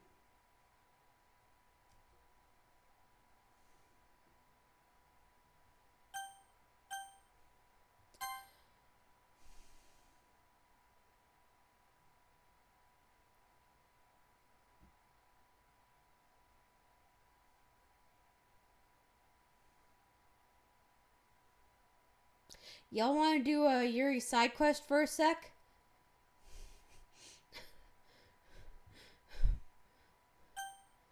Actually, we're just gonna save here. Then we're gonna load. Might as well get well, I'll probably be the most helpful with helping out Yuri. Me? Are you serious? Why would you... Natsuki? I can already tell you're about to say something mean. No, I was just saying... So, you'll be helping Yuri then, Reverend? Yeah, that's what I'm going to do. I'm glad. I've had a bad habit of overthinking these sort of things, so I think your assistance will be very useful. That's great to hear. Natsuki will be able to help handle the baking yourself. I mean, yeah. I already said I'd be fine. Okay. Everyone can tell Natsuki is feeling the most sour. So, is everything we need to go over then? Yeah, that should be about it. Are you guys excited? Well, I'm excited might not be the right word, but I suppose I'm looking forward to it a little bit. Do you feel the same, Wyvern? Me? I guess you could say I'm interested to see how it'll turn out. That's good enough for me. What about you, Natsuki? Natsuki? What? Why is everyone yelling at me? I didn't even do anything. No, that's not what I meant at all. Yuri anxiously glances between everyone in the room. I'm sorry for this. I don't really know why Wyvern picked me, but... And also, your cupcakes are the best cupcakes I've ever had. And they'll go really well with my tea. And nothing I do for the event will compare to that, so... I get it. I'm kind of surprised, though. Why? Well, I'm the one acting immature. I already know that. But you're trying to cheer me up all of a sudden. I know, I'm not very good at it. I'm sorry if I said something bad. Natsuki is the only one surprised. Monica and I are also taken aback by Yuri's words. When Shiori has trouble with words trying to cheer someone up, must be far out of her own comfort zone. But I begin to understand. Yuri was trying to sound like Sayori. Even if it didn't work perfectly, I can tell that she tried to say something Sayori would say at a time like this. Because Sayori always helps everyone smile and feel good about themselves. No. I kinda appreciate it. I'm sorry for making a big deal out of nothing. I'm going to say this. You better bet my cupcakes are going to be the best part of the whole event. I believe you. Yeah. I hope to see everyone do their best. But with that, there's nothing more for today. So I guess it's time for us to head out. Alright, let's go out then. Everyone packs up their things. I start following Monica and Natsuki out the door as they chat between each other. Huh? I turn around. Sorry. I realize I don't have any way of contacting you this weekend. Oh, you're right. I can't believe that slipped my mind. Should I give you my phone number? I think that would be the best way, yes. Alright then. Yuri and I exchange phone numbers. Okay. Then I'll be stopping by your house on Sunday. My house? Is that a problem? No, not at all. I just thought I would be the one going to your house since I'm helping you. I suppose that makes sense, but if you don't mind, I think I would prefer going to your house. Alright. In that case, it won't be a problem. I decide not to press Yuri for a reason. It's not like it should matter either way, so I'll just need to make sure my room is clean. I hope I managed to make myself useful in some way. I'm not nearly as creative as you are. Don't underestimate yourself, Wyvern. I think that will make a very productive team. Even if you only choose me because you feel bad or something. Wait, you don't actually think that, do you? I don't know. It's difficult to come up with any reason you may have chosen me. You're forgetting the one reason with the most common sense. I chose to help you because that's what I want to do. But Yuri thinks to herself with an extremely tense expression. Yuri, you're overthinking this. You wanted me to point out when you're overthinking, right? I didn't realize. I'm telling you, I want to. That's all there is to it. Do you believe me? Yuri thinks really hard again. She looks straight into my eyes for a long while. I believe you. As if it took her tremendous effort, Yuri finally says that and relaxes her expression. And I'm really looking forward to Sunday. Yeah, I am too. After that exchange, I make my way out the door and Yuri follows.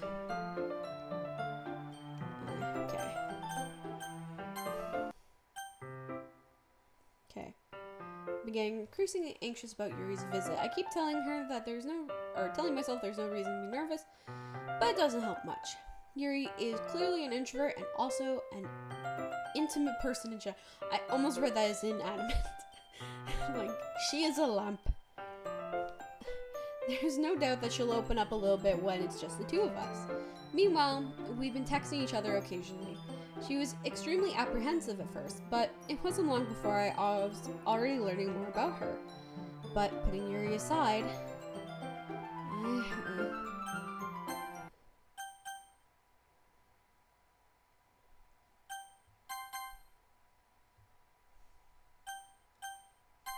So I remember that's Yuri. No, we're not overwriting it. We're gonna just load it.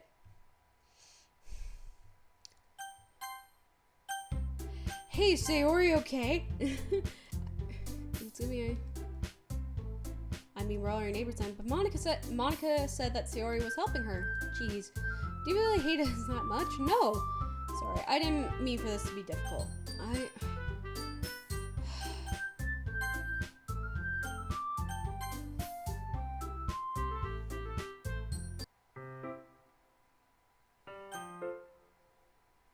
Even though I would prefer to do this with Sayori, my anxiety still shoots through the roof. I guess I've gotten pretty used to handling her at this point. But who knows what might end up happening when we're outside of school. She even told me she was looking forward to it. I shake my head. Why do I feel nervous that Sayori finds out about this? It's not like we feel that way about each other, but... like Monica said, this is about the club. I have nothing to worry about.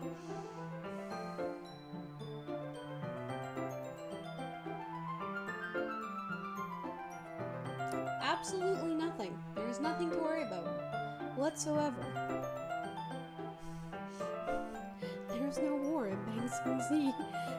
I think that's how you say it. If I just go with it, then I'll have a good time.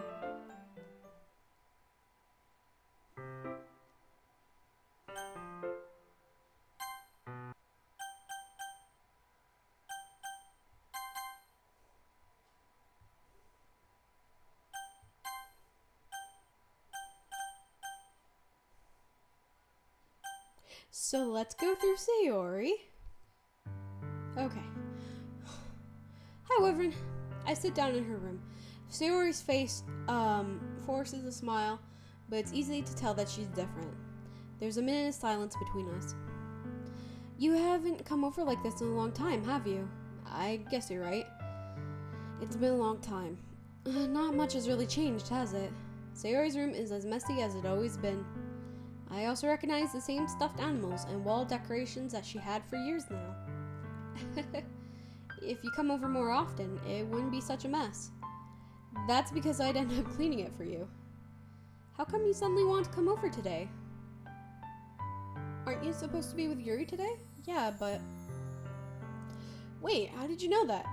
Sayori had already left by the time we decided that last meeting. Monica told me. It's only natural for her to keep me informed about the festival preparations, right? Ah, that's true.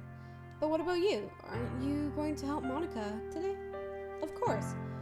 I'm just helping her online. We didn't plan to meet up or anything. Ah, so it's just me and Yuri then. Yep.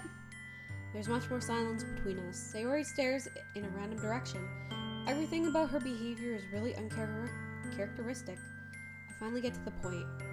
I just wanted to see how you're doing. After you left on Friday, when something's wrong, you can't hide it from me. I know you too well, so... Sayori smiles, shaking her head. That's no good, Wyvern. Huh? Why can't it just be like it's always been? This is all my fault. If I didn't get so weak and accidentally express my feelings, if I didn't make that stupid mistake, then you wouldn't have been worried about me at all. You wouldn't have come here. You wouldn't have even been thinking about me right now. But this is just my punishment, isn't it? I'm getting punished for being so selfish. I think that's why the world decided to have you come over today. It just wants to torture me. Sayori? I grab Sayori by the shoulders. What on earth are you saying? Are you listening to yourself right now? I know something happened to you. There's no other explanation for you to be like this. So tell me already. Until I know, I won't be able to stop thinking about it. Sayori gives me an empty smile.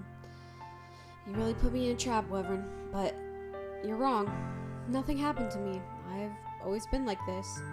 You're just seeing it for the first time. Seeing what? What are you talking about, Sayori?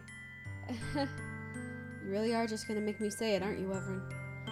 I guess I have no choice this time. The thing is, I've had really bad depression my whole life. Did you know that? Why do you think I'm late to school every day? Because most days I can't even find a reason to get out of bed. What reason is there to do anything when I fully know how worthless I am? Why go to school? Why eat? Why make friends? Why make other people put their energy and caring to waste by having them spend it on me?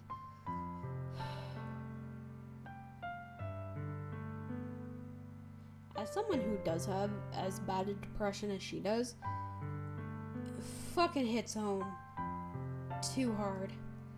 That's what it feels like, and that's why I wanted to make everyone happy, without anyone worrying about me. I'm in shock. I can't even figure out how to respond. How is it possible that Sayori keeps this from me the entire time I've known her? Did she really want so badly for me to just not think about her? Why, Sayori? Huh? Why is it that you've never told me about this?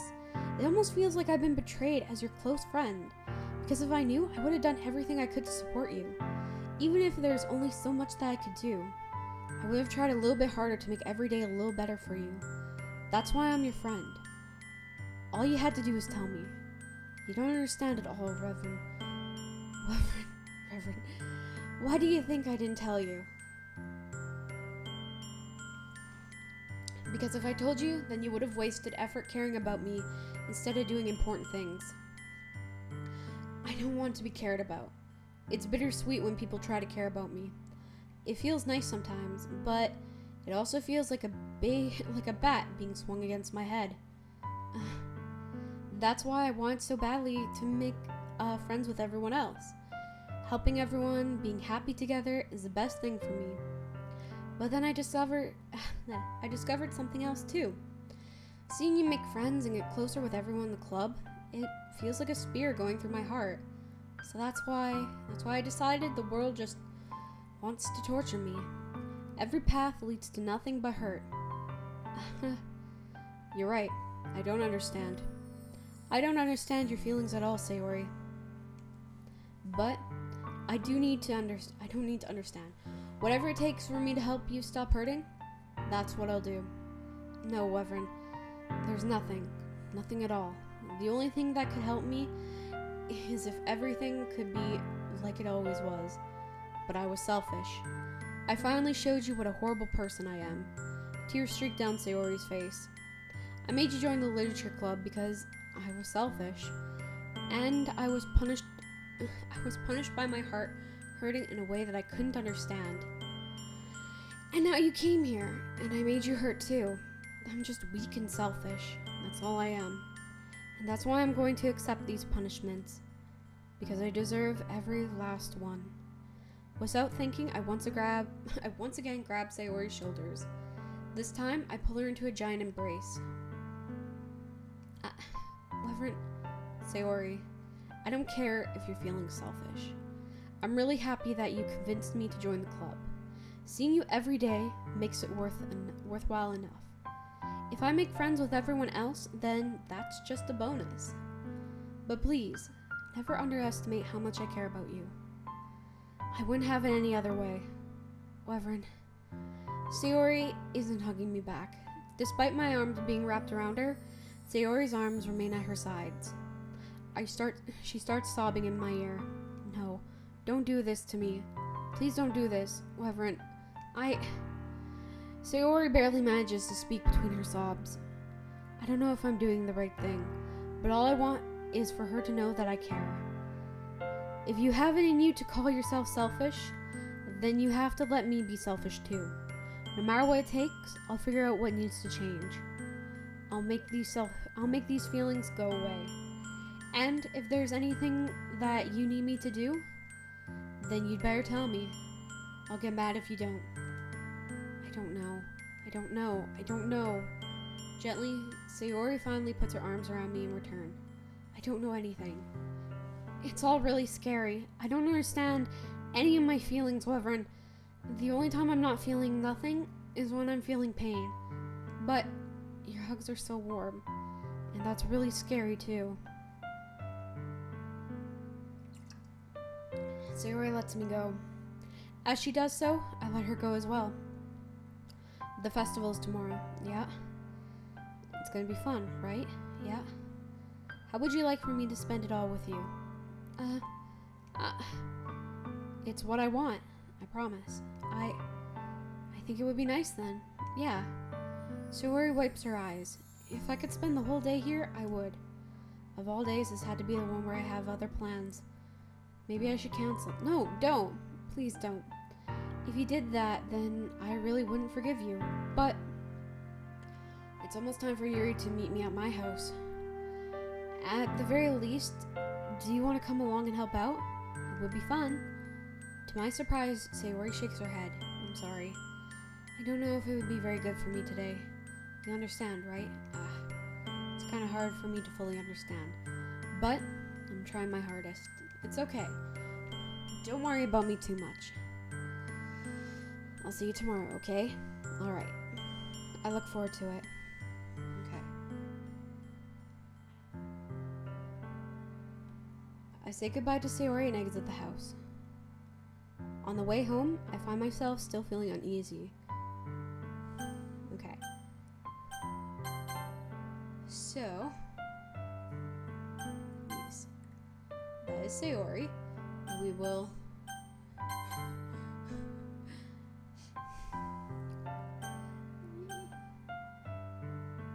Yes. Okay. Okay, good. Now I can skip, and it'll be fine. Just, we want to make sure we get everything, right? I think Sayori is right. I shouldn't be worrying so much. And we're definitely gonna have a great time tomorrow. I should just focus on what's ahead of me. I spend only a few minutes back at home anxiously waiting for Natsuki's arrival. Before I know it, she texts me letting me know she's outside the front door. Without delay, I open the front door and let her in. Sup? Hey. I don't know what I was expecting, but seeing Natsuki in something other than her school uniform totally threw me off. Seeing her in such cute clothes makes the uniform seem totally unfitting in comparison. Jeez, don't make it so awkward already. It's gonna be a long afternoon, so don't be weird just because you're not used to seeing me outside school. Anyway, I'm coming in. I see you brought a lot of stuff. Natsuki's carrying a large bag that is probably full of baking supplies. Well, I didn't want to come all this way to find out your kitchen isn't equipped for the job. You brought everything I asked you to, right? Yeah, I did. Yesterday, Natsuki asked me to buy a bunch of ingredients if I didn't already have them at home. Good. Glad I could count on you to do your part. Well, of course. I'm surprised to hear Natsuki suddenly say it rather than something a little snarky like she usually does. Could it be she's a little different outside school after all? Anyway, let's go to the kitchen. What? You're not even gonna offer to take this heavy bag from me? Where's your hospitality, Wyvern? Come on. Since when did I need to be a gentleman? I grab Natsuki's bag, grab the bag Natsuki holds out to me. It's ridiculously heavy. I carried that all the way here. Are you impressed? I see now. Yeah, I'm impressed, Natsuki. It seems like I always underestimate you. It's because I'm so small, isn't it? You jerk. Natsuki hits a fist into my chest. Hey, your size has nothing to do with it. Do you really hate being small that much? It's not like I hate it. I mean, sometimes I like proving people wrong when they only think I'm worth my size. It's fun when I get to be small and also better than other people. Yeah, that's fair. But, jeez, never mind. What are you making me say? Don't think you're making me talk about weird things just because we're not at school. Are we getting started or what? There's a lot of stuff I gotta teach you. What? You're a little bit more like you. You're fun when you just speak your mind like that. Hey. Now you are treating me like a kid. I was just trying to be a little nicer to you, you know? And just because I don't have a mature, sexy figure like Yuri doesn't mean you should treat me like a... Natsuki catches her words and her face turns red. Natsuki? Forget it. I didn't say anything. I should apologize. I appreciate that you're trying to be nicer. I should have been a little more considerate too. But also, if that's what you're thinking, when you should know that there are tons of guys who are into body types like yours. It is true though. How would you know that anyway? Just trust me on this one. Gross. Hey.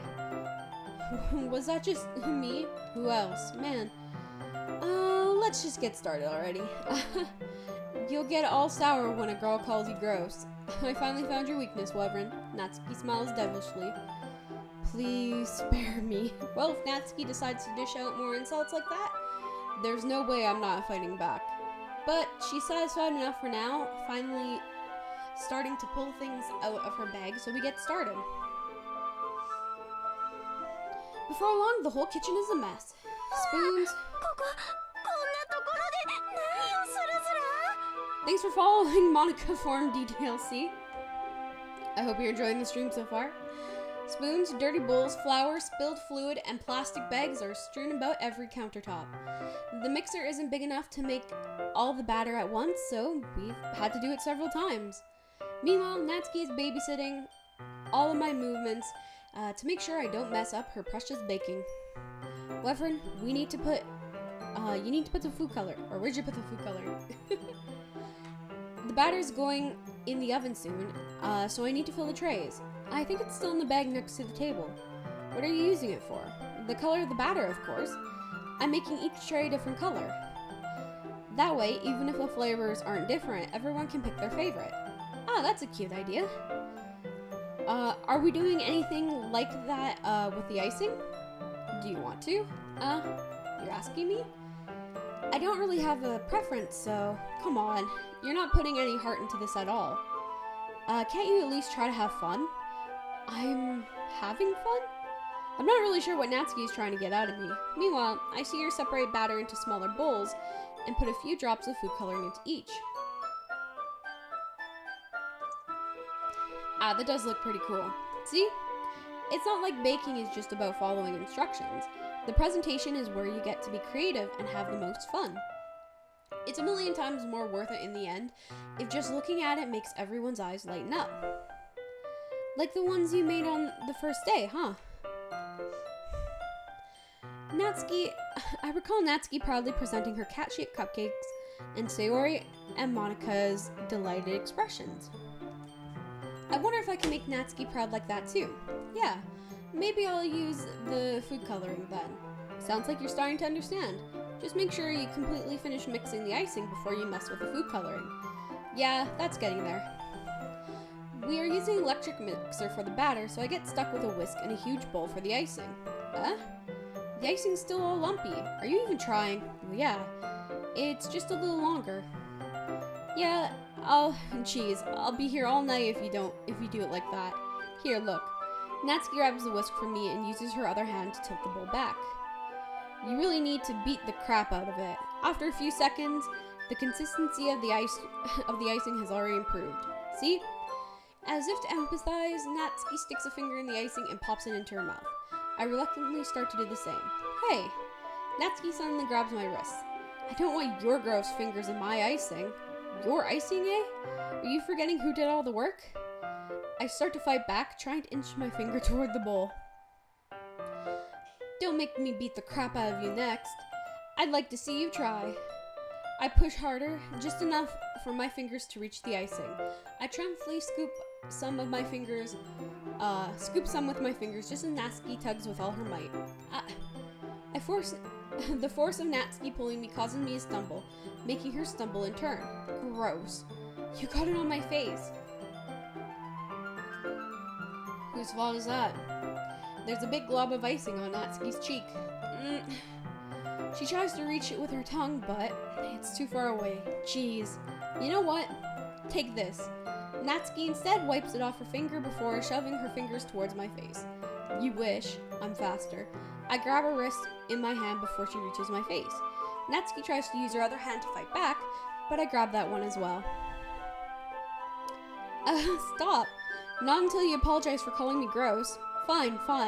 I'm sorry for calling you gross. You know, I don't mean it. It's just fun seeing you react to it. You do that to me all the time, you know. Saying dumb things to get a reaction out of me? You really shouldn't tease girls like that. Is that so? In that case, I probably shouldn't do this either. I take Natsuki's finger and put it in my mouth, licking off the ice cream. Yo, hold up. What? Did you seriously just... Natsuki is so surprised that she can't even figure out how to get mad at me. Her face is entirely red. Reverend, you really shouldn't do that kind of thing to girls unless you really like them. You know that, right? What kind of question is she asking me, just like that? How did the mood turn into this so quickly? Natsuki gazes at me in silence. I notice her shallow breaths. Why am I starting to feel dizzy? Out of nowhere, the fire alarm starts to go off. Natsuki rushes over to the oven. Is something burning? I thought you didn't put the cupcakes in yet. No wonder. You left a dirty tray in there, dummy. How could you make a mistake like that? You should check before turning the oven on. Don't blame me for your mistakes. Jeez.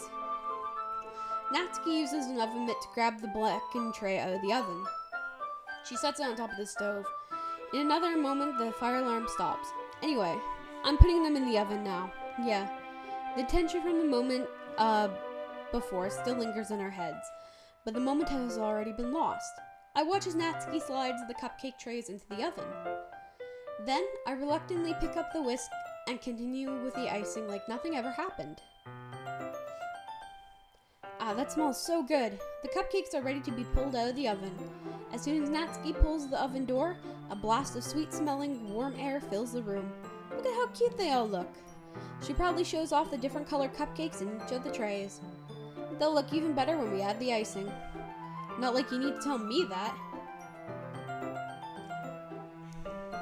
I bought decorating stuff, so I hope you can get creative. Here, scoop the icing into these bags. Natsuki hands me some plastic bags. I have these nozzles that will make them look nice and fluffy. This one can even make flowers. We probably won't be using it this time though. What's this one for? I pick up one of the nozzles with a much thinner tip than the others. That one's really thin, so you can use it to make stripes or other patterns. But you can also use it to write stuff on a cake, like happy birthday or whatever. I see. That gives me an idea, actually. Huh? Well, it is a literature event, right? We can make it more literature themed by writing different words on each of the cupcakes. It would be fun to see people choose their cupcake based on the word they'd like. I was kind of expecting you to say something really stupid, but that's actually a really cute idea. Maybe I'm getting it from you. What's that supposed to mean? I'm not cute. Come on. We're not at school. Nobody is judging. You can't dress and act like this and not expect me to think you're cute. Well, Natsuki's voice trails off. Same with you. Eh? Did you say something? No, nothing. Let's just do the icing. Natsuki picks up the paste and fastens a nozzle to each of the bags. There's a lot to do, so we shouldn't be wasting time. Here, I'll show you how to do it. Without giving me a chance to think about before, Natsuki quickly moves on. She shows me how to apply the icing, and then we each get to work. When we finally finish, Natsuki puts them all side by side to admire our work. Look at how pretty they are together. Yeah, they are, aren't they? I wish I could have one now. Well, there's no reason you can't, right? I didn't see any harm in that. Well, yeah, but my dad's making dinner tonight, so I really need to save my appetite.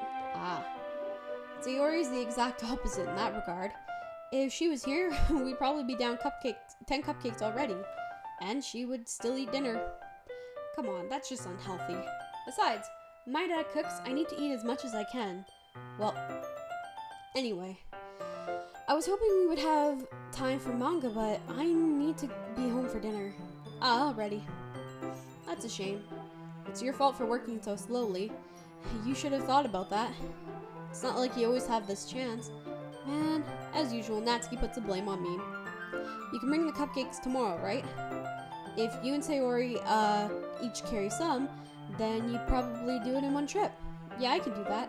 And don't worry, I won't let her eat anything. I wish you would listen to me, the way she listens to you. Yeah. I think back to the conversation I had with Sayori earlier. I felt so helpless. Sayori always does listen to me, but at that point, it felt like she couldn't listen to me at all. Okay, I'm all packed up. Good work today. You too. I'll walk you out, I guess. Just like that, Natsuki is already about to leave. It feels like the afternoon went by in a flash. More than that, did I even take the opportunity to get closer to her like I wanted? Well, I guess I'll be off then. Thanks for the help and everything. I'll see you tomorrow. Wait, Natsuki. What you said before about not always having this chance. It doesn't have to be that way at all. I had fun today. You showed me how fun baking can be like you wanted. But aside from that, you can come over anytime, okay? I think that, if possible, I'd like to spend more time like this. If you want to read manga or go out somewhere, do you really mean that? Natsuki looks at me tensely like she's trying to hide her expression. Yeah, I want to spend more time with you.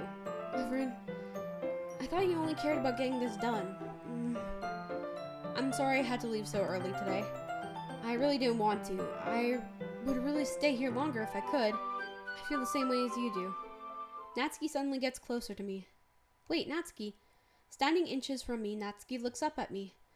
I feel her fingers gently clutch the sides of my shirt as if holding on to me. Her rose-colored cheeks and matching eyes fill my vision, along with her slightly parted lips. What's happening? My head starts going dizzy as I feel her soft breath against me. I felt it for a while now. Natsuki suddenly jumps back. Sayori? Eh?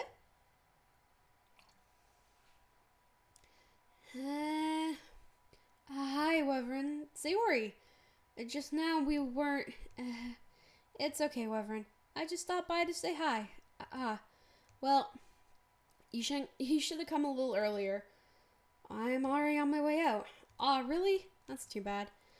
Yeah, well, I'll still see you at the festival tomorrow then, so it's fine. Just don't eat any cupcakes before then. Anyway, later. Clearly frustrated, Natsuki hurries off and Sayori waves goodbye. Sayori? I thought you didn't want to come over today. Well, I tried staying in my room, but my imagination was being really mean to me.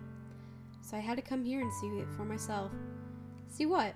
What are you talking about? You know, how much fun you're having with Natsuki. How close you got to her. It makes me feel really happy.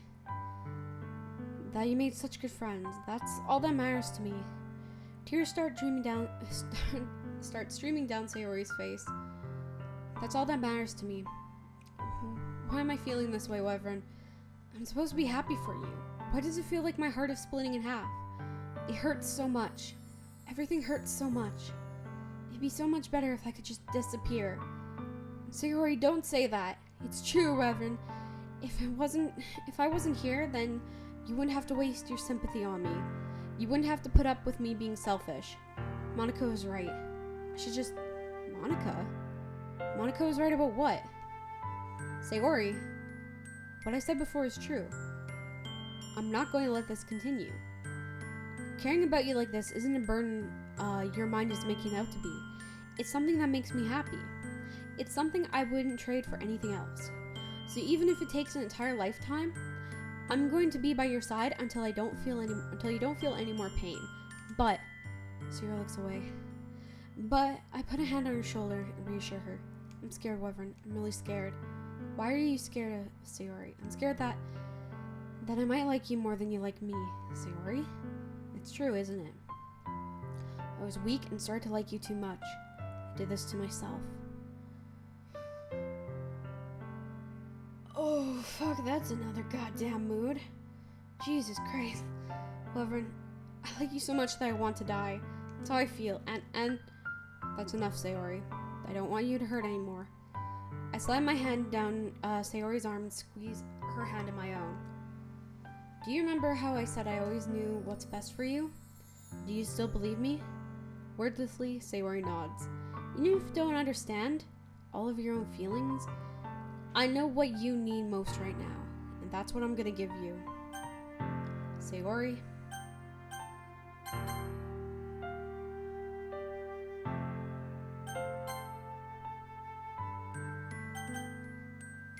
Wait, shit, I did the wrong one.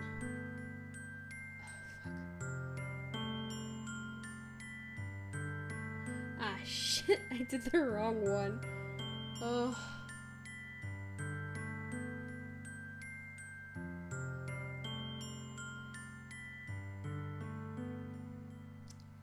Well...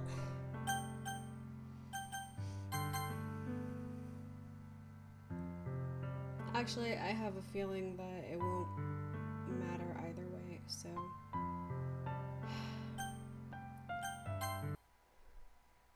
Okay.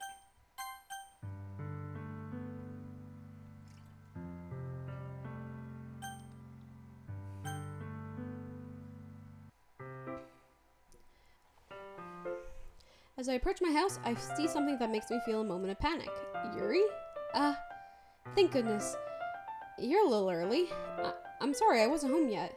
Were you waiting for a long time? No, I just got here. But I started to get really nervous when nobody answered the doorbell. You always could have texted me. If I had known, I would have reassured you and hurried more on my way home. I suppose that's true. I didn't think about that for some reason. It should be common sense to do that, but I decided to ignore it. Anyway, let's go inside. I see you brought a load of stuff with you. That's right.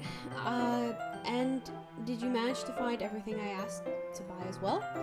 Yeah, pretty much. At least I hope I have everything right. Before we do that, I do feel extremely upset.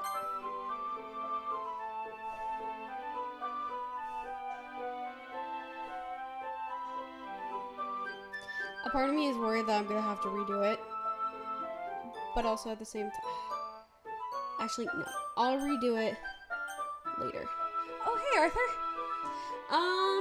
Basically, we did baking with Natsuki. We found out Sayori has depression. Yeah, you could always wait until the wait until I'm done streaming. But it's fine. I mean, hey, you're here now, so I will probably have to do Sayori's part again, just because I accidentally saved over it. Because I have too many that look the same, and I'm just like, oh, this is it, right? And it wasn't, so yeah. I'll probably have to skip through that part, which is fine, but right now we're doing our club activities with Yuri as we get ready for the festival. At least I hope I got everything right. I'm sure it will be fine. I take Yuri to my room. The first thing she does is glance around curiously, which makes me feel anxious. It's so clean. I cleaned it before you came over, so... Yes, we are with Yuri right now. That's very considerate of you. No. It would be really embarrassing for my room to be a mess while you were here. Well, I do enjoy cleaning. I would have gladly helped you clean. That would have been even more embarrassing. Wait, don't look in there. I snatched Yuri's wrist, which was in the process of opening the desk drawer of mine. I'm sorry. I wasn't thinking for some reason. I was just spacing out. It's fine, it's fine. I let go of Yuri's wrist. She puts both hands firmly on her lap as if making sure she's keeping track of them. So, should we get started? Yes. I have a few things planned you can help with. Decorations and other atmospheric enhancements. Atmospheric enhancements? You know, mood lighting, aromatherapy candles. Oh wow, I didn't know you planned on taking it that far. Of course. I want to help take our guests to a faraway place. Although many will stop by just out of curiosity, and for cupcakes, I guess, I'm determined to provide an experience that will leave them wanting more. That's great. It's easy to forget that you're a pretty intense person. Intense? I guess that's the best way to put it. Is that a bad thing? No, not at all. It's something that I like about you, actually. Is that so? That makes me feel relieved. And kinda happy. Yeah, no need to be so anxious. You can relax a little. Relax? I brought some things for relaxation. I was gonna use them during the poetry event. Oh yeah? Like what? Let's see. Yuri rummages through her bag. She pulls out a few candles and a wooden cylinder-shaped object. I did some shopping on the way here, so I happen to have this in my bag. I plan to cover the windows in black paper and use the candles to light the room. I think that would be amazing, don't you? Yeah, it'd be really neat. That's, what's the wooden thing though? Oh, this? It's a diffuser for essential oils. How familiar are you with aromatherapy? Not at all. Not familiar at all. Is that so? God, it better not be MLM shit. It's one of my favorite contributors to a positive atmosphere. Depending on the oils or herbs you choose, you can change the mood of the air itself. You can even feel it permeate through your body. Relaxation, positive energy, romance, reflection. It's almost like magic. Yuri takes the cylinder and pushes the switch on the bottom. In just a moment, a thin ray of vapor begins to spout through the small hole at the top. Well, technically, she's supposed to be creating the atmosphere, and then Natsuki is baking the cupcakes. But this is like her own version of trying to set up a very romantic date, and I kind of am here for it. Wow, that smells wonderful. What kind of mood is that one for?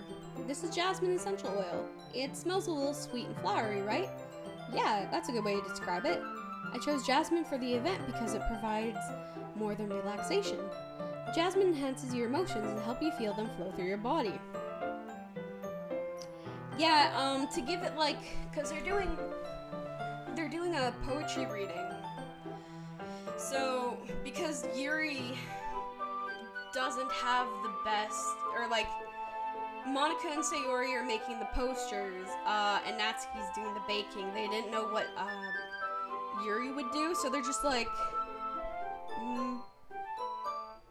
you can decorate the place and make it atmospheric, and she's just like, you know, yeah, okay, I'll make it atmospheric.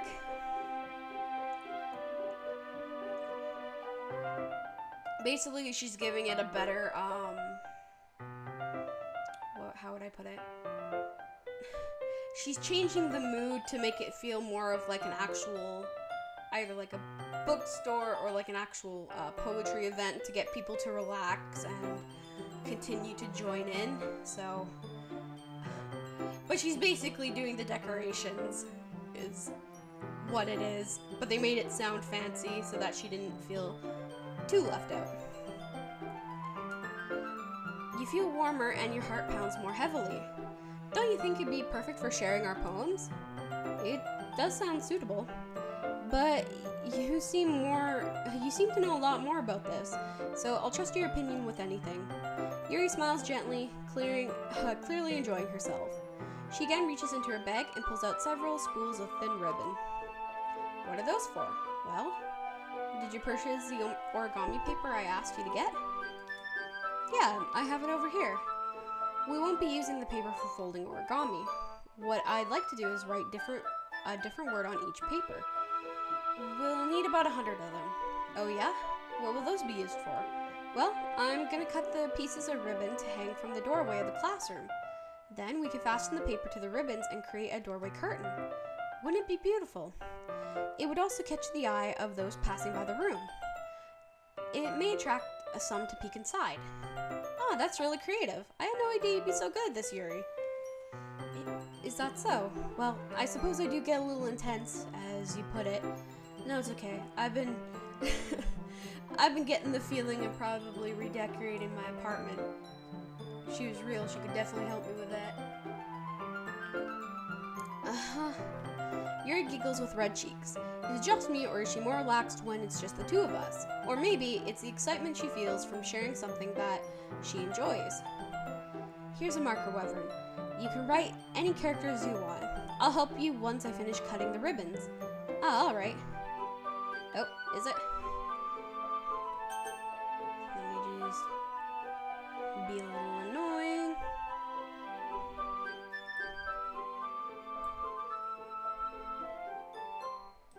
Probably not talking too loud. Oh yeah, it was a lot louder. I thought, whatever. I thought because I was a bit close to the mic, but I guess I'm not really being as loud. Oh. Yuri unravels a long strand of red ribbon to her desired length. And then she reaches into her bag once more and pulls out a pocket knife. The knife is strangely beautiful. Okay, that's good. Thank you. The silver handle has an intricate pattern of waves, etched into it. The blade itself is gently tinted blue. That's no ordinary pocket knife. It looks really fancy. Well, embarrassed, Yuri looks away. What is it? You're gonna think it's weird. Yuri, whatever it is, I have no reason to judge. To each their own, you know? If you promise you won't be weirded out. Yeah, I promise. Alright. The thing is, I'm kinda into knives. They're just so pretty. I can't help it. I don't know what it is. The combination of craftsmanship, the feeling of danger maybe. What am I saying? Please don't think I'm weird for this. Are you laughing at me? No, I'm not laughing at you. It's just funny how nervous you are about sharing. It's an interesting thing to be into, I guess. But I think it kind of suits you. Suits me? Yeah, it's kind of intense. Besides, it's a really cool looking knife, I can't deny it. It is, isn't it? Yuri relaxes her expression once again. Would you like to hold it? Sure, I'll check it out. Yuri carefully hands me the knife. with the handle facing me. I take it out and put it around my hands. It feels heavy and extremely solid. Where do you even get a knife like this? Curious of its sharpness, I feel the point of the knife with my index finger. Ow! Reverend, why did you do that? I didn't expect it to be that sharp. I barely touched it at all. It's my fault. I should have warned you. The knife is extremely sharp. It can cut through skin like paper. Oh no. A small drop of blood trickles down the side of my finger. Yuri takes my hand and gives the wound a closer look. She stares at it and noticeably fidgets. Are you squeamish? I'll go wash it off now. Without warning, Yuri puts my finger in her mouth and licks the wound. I feel her tongue curl around my finger. Startled, I instinctively pull my hand back.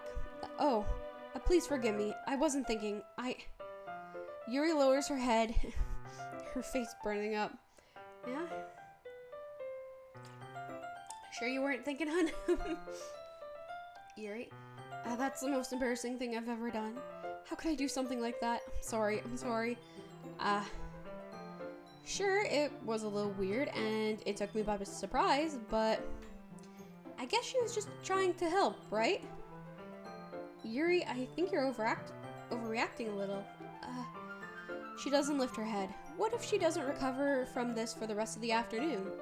Alright, you know what? This might be a stupid thing to do, but I do it anyway. I take Yuri's hand and lick her index finger in return. Reverend, did you really just do that? Now we're even.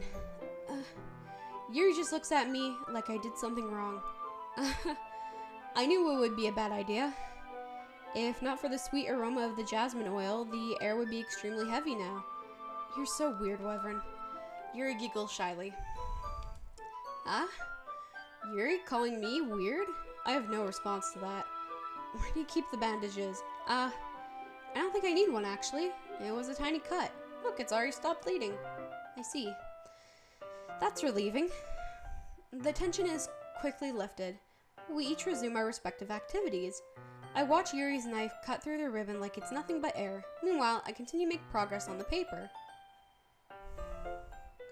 After we finish attaching the paper to the ribbons, we lay them all out side by side.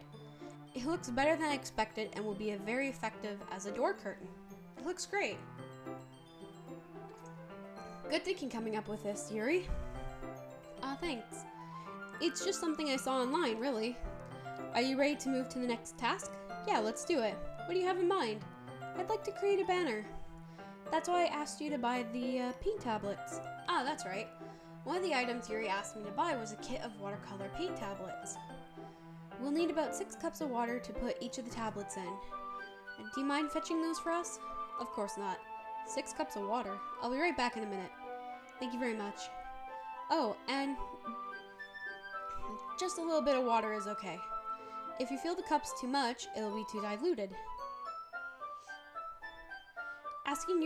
Taking Yuri's advice, I decided to use a small plastic bathroom cups rather than full-size glasses.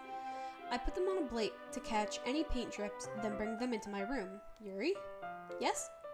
I come in to see Yuri quickly unrolling her sleeves, pulling it back over her arm. Nothing. Your face is a little red. Is it too hot in here or anything? No, not at all. There's nothing wrong, so let's mix the paint. Yuri hurriedly dismisses me and takes it upon herself to unwrap the tablets, dropping them into the cups. I know I should have reacted to that, but I won't say anything. So, I thought we would do something simple that would look very nice. I like to paint a gradient across the banner, starting with the colors for a sunrise, then daytime, then sunset, and nighttime.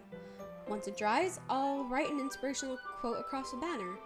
We can hang it up on the wall behind the podium at the front of the classroom. Oh, neat. What are you going to write? Well, it will be more fun to surprise you. Yuri smiles at me. If you say so. After rolling the banner, Yuri and I kneel on opposite sides so we don't get in the way of each other.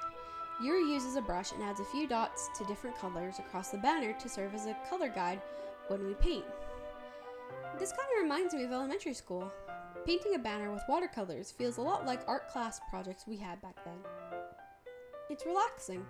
Ah, I'm sorry if it feels too childish. No, I didn't mean that at all. It's kind of fun, you know? Yeah, it is fun. I'm glad you feel that way too. Yuri stopped painting for a moment, thinking to herself, for me, I don't need to go and do crazy things to have fun. In fact, I usually don't even want to. I just like when I can spend time with one other person. Even if it's something simple like reading, it doesn't even matter if we don't talk much. God, see, another mood. It's just a big mood. Like, I would totally do that with her. Just having a friend next to me making things feel a little bit nicer. Same. Sometimes it's even better when I don't talk because I make it awkward. I just think that that's all it takes for me to be happy. Is that so? Even if Yuri and I are quite different, I can understand where she's coming from. I feel that way about things like anime and games. We're simply sharing the experience is fun. With someone can make me happy. I think I feel the same way. Yuri smiles gently. I know you'd understand. Yuri leans over the banner and grabs an unused paintbrush. But I move at the same time, causing my head to bump into hers. Sorry. Yuri reels back and I quickly lift my hands in surprise. Are you hurt? No, I'm not hurt. It just startled me, that's all. I'm sorry, I should have asked you to get it for me. It's not your fault. Ah, your face. There are droplets of paint on Yuri's face and neck. Is there something on my face? Yeah, I accidentally got paint on you. Sorry, it's totally my fault. I'll get a towel right away. I rush out and fetch a small towel, then I dampen it with hot water. I return to my room and kneel back down in front of her. God, that's cute. Here. I pat down Yuri's face and neck with a towel. Is something wrong? It's hot. I didn't expect it. Sorry. I didn't want to use cold water. Having finished, I started to retract my hand. But Yuri suddenly holds my waist. Wait. Just for a little longer. It feels really nice. I keep my hand still against Yuri's neck. She looks into my eyes. It's an intense expression that I recognize from when she reads her books, almost as if she's lost in a daze, enveloped in her own thoughts. She breathes gently, half through slightly parted lips. What is happening? Is this the aroma of jasmine oil giving me this dizzy feeling? Yuri's gentle fingers wraps around my wrist, sending a tingling sensation through my arm. And suddenly her face seems to be much closer to mine than it was just a moment ago. Yuri slowly pulls away. I'm sorry. I've been feeling a little lightheaded today. I didn't mean to space out. It's fine. The moment is over as soon as it began. Yuri picks up her brush again, but her movements seem clumsier, just like she's unable to focus. I remain silent, forced to ignore the event that just transpired. I hastily retrieve my own brush and continue following Yuri's example. That should do it. I finished filling the night sky with white dots that look like stars. Looking at the banner as a whole, it's very pretty and natural looking. I think it came out better than I expected. I'm really happy with the results. Yeah, me too. Are you gonna add the lettering now? Not yet. It needs to dry first. That's true, but won't it take a while? Well, perhaps it would be best to leave it here and then have you bring it in the morning. I can do the lettering in the classroom before the event starts. Is that okay? It's totally fine. Wonderful. In that case, I don't think there's anything more for us to do here. Phew. You say that like you're glad it's over. Was I wrong to assume that you were at least enjoying yourself a little bit? It's not that. I'm just glad we managed to get everything done. I see. I am too. I was a little concerned about time. I need to start making dinner soon. So you don't have any time left? I was secretly hoping we could have extra time after finishing the work. Well, Yuri thinks to herself, I think it would be too irresponsible for me to wait much longer. I'm sorry. I was hoping there would be a bit more time as well. It's possibly my fault. I'm sorry for being such a slow worker. Oh no, it's not your fault at all. And the important thing is that we got everything done, right? Yeah. So, I shouldn't be disappointed or anything. Gathering all her things, Yuri seems a little downcast. I understand why. It sounded like she rarely gets the opportunity to spend time with friends in a relaxed environment. But that doesn't mean this is the last time it can happen. Once Yuri packs up, I walk her out to the front door. Thank you very much for having me today. No problem. I'm glad I was able to help.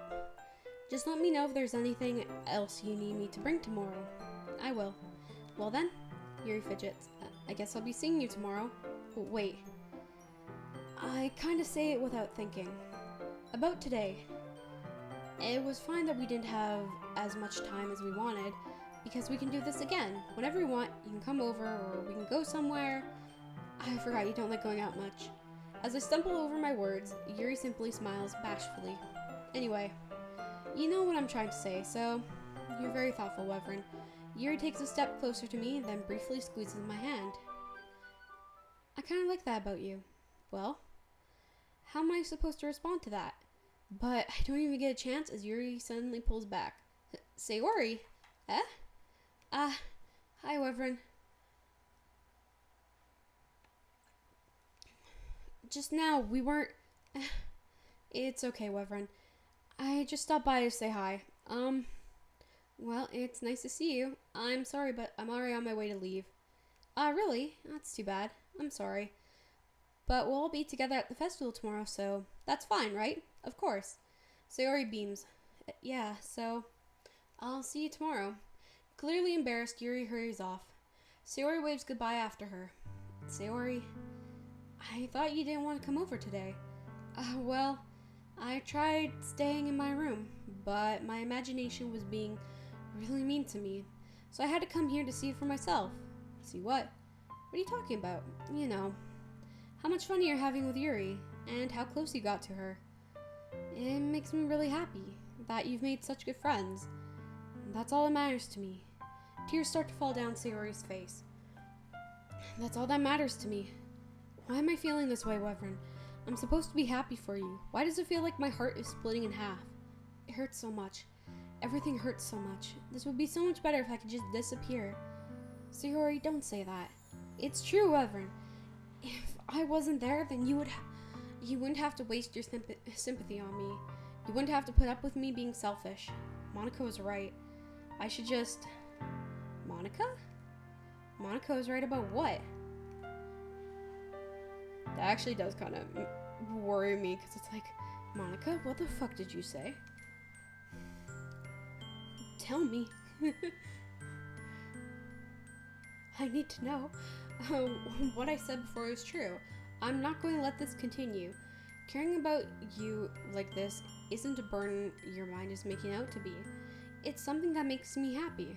It's something that I wouldn't trade for anything else. So, whoops. I'm going to be by your side until you don't feel any more pain. But, Sayori looks away. I put a hand on her shoulder to reassure you. I'm scared, Wyvern. I'm really scared. What are you scared of, Sayori? I'm scared that I might like you more than you like me. Sayori, it's true, isn't it? I'm weak and started to like you too much. I did this to myself, Wyvern. I like you so much that I want to die. That's how I feel, and that's enough, Sayori. I don't want you to hurt anymore. I slide my hand down Sayori's arm and squeeze her hand in my own. Do you remember how I said I always know what's best for you? Do you still believe me? Wordlessly, Sayori nods. Even if you don't understand all of your own feelings, I know what you need the most right now. And that's what I'm gonna give to you. Sayori.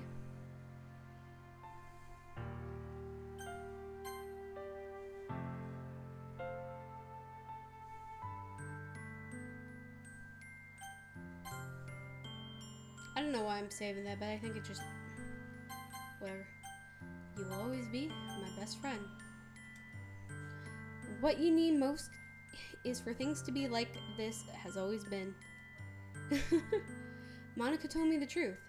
She told me how much happier you seemed after you joined the club. I know you're struggling with some really difficult feelings right now, but please trust me that I know what's best, and what will make you happy in the end? I promise I'll get help. I'll help get the things back to the way they were. I see. Sayori forces a smile through an incredibly pained expression. Is that what it feels like to get stabbed in the chest? I should write a poem about this. Sayori? It's okay. This is just my punishment, remember? For being selfish, so please don't worry about these stupid feelings. I know you're right. I know this whole time that there's no happiness down that path. That's why I came here. So I could get the answer I needed to hear. And the other thing, you're also right that I want it to go back to the way it was. I realize that now. You really do know me better than anyone, Reverend. I'll trust you with anything at all. So, Sayori's smile finally breaks. All of a sudden, she turns around and drops to her knees. Clutching her head in both her hands, she screams as loudly as she can. I'm shocked and I don't know how to react. Sayori looks over her shoulder and flashes me one more weak smile before turning around and running off. Sayori. I'm left helplessly standing in front of the house. Why am I feeling so horrible about this? There's nothing more I could have done. The most I can do is support Sayori through her feelings and help her on the path that's right. But I'm having so much trouble understanding Sayori's feelings that, as she is, even though I can comfort her, I keep wondering if I should be able to do something more or something different. I know these thoughts will continue to plague me until these things are back the way they are. I'm gonna give it everything I've got. Sayori will always be my dearest friend, and I will do whatever it takes to put a smile on her face every day. Okay.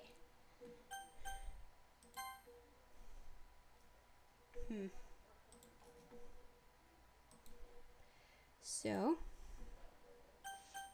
we're gonna quickly load and just see what happens when I say I love you. I love you. These are my true feelings. There's no way you could like me more than I like you.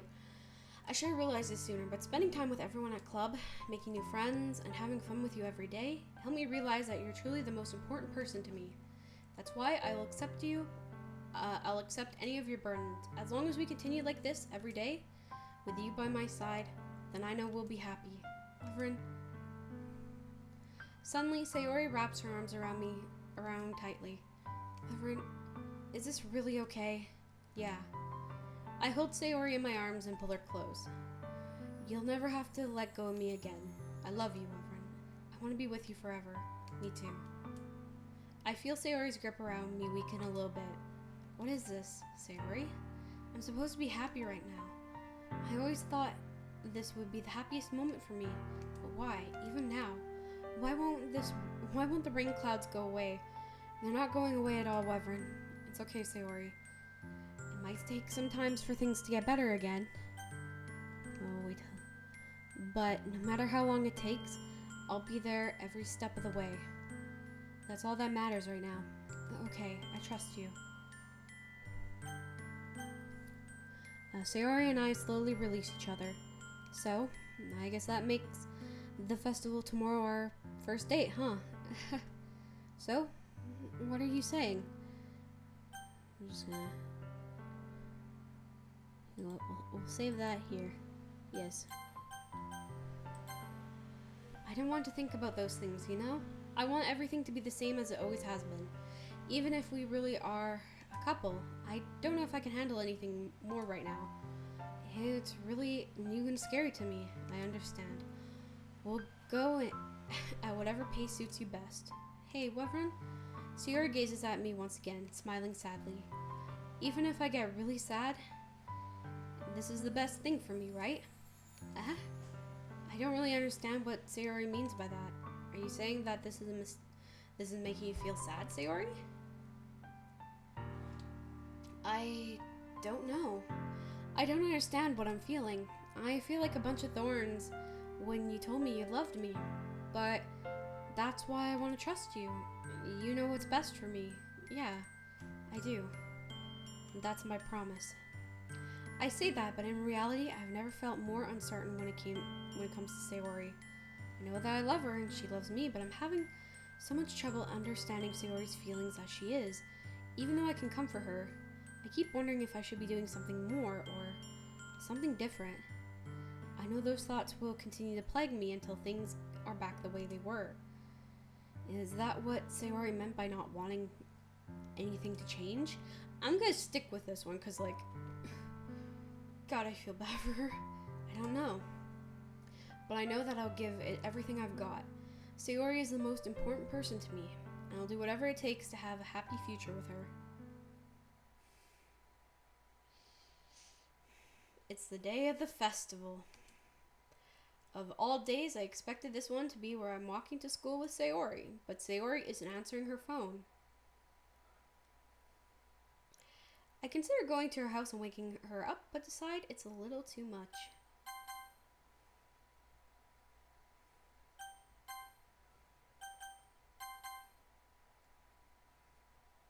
Meanwhile, the preparations for the event should be nearly complete. The banner Yuri and I painted is dry, and I gently roll it and take it with me. She sent me a pleasant text reminding me not to forget anything, and I reassured her.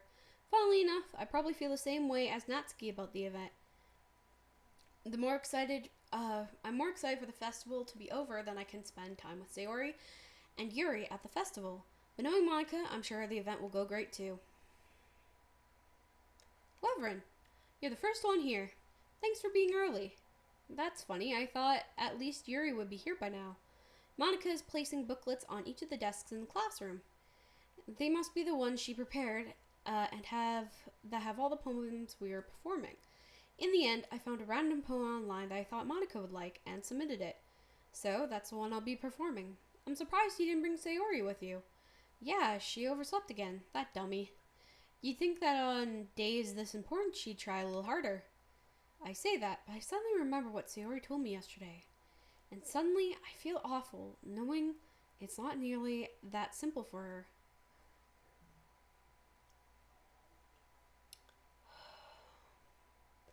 I only said it because it's the way I'm used to thinking. But maybe I should have gone to wake her up after all. You should take a little responsibility for her, Reverend. I mean, especially after your exciting exchange with her yesterday. You kind of left her hanging this morning, you know? Exchange? Monica, you know about that. Of course I do. I'm the club president after all, but... Oh boy. I stammer, embarrassed. Did Sayori really tell her about that quickly? That we're a couple now? I didn't really plan on bringing it up with anyone yet. Jeez, you don't know the full story at all, so don't worry. I probably know a lot more than you think. Eh? Monica is being friendly as usual, but for some reason, I felt a chill down my spine after hearing that. Hey, do you want to check out the pamphlets? They came out really nice. Yeah, sure. I grabbed one of the pamphlets laid out on the desk. Oh yeah, they really did. Something like this will definitely help people take the club more seriously. Yeah, I thought so too. I flipped through the pages. Each member's poems is neatly printed on its own page, giving it an almost professional feel. I recognize Natsuki's and Yuri's poems as the one they're performing during our practice. What's this? I flipped to Sayori's poem. It's different from the ones she practiced. The one that I haven't read before.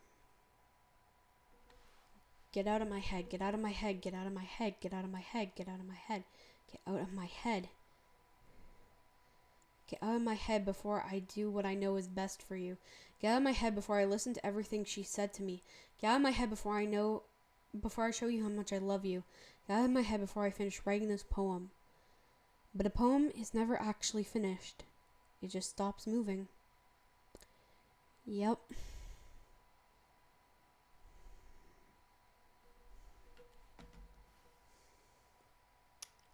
I hope this picks it up, but...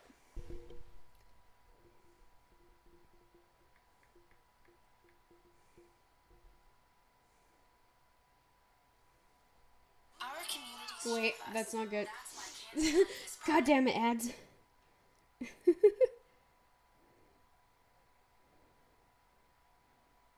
Just gotta wait through the ads, I guess.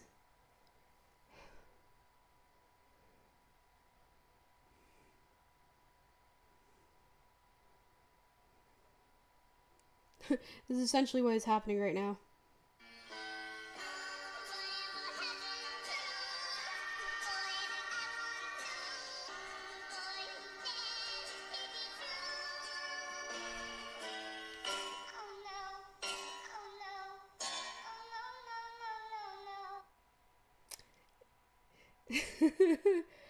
Okay, so what is this? Reading the poem, I got a pit in my stomach.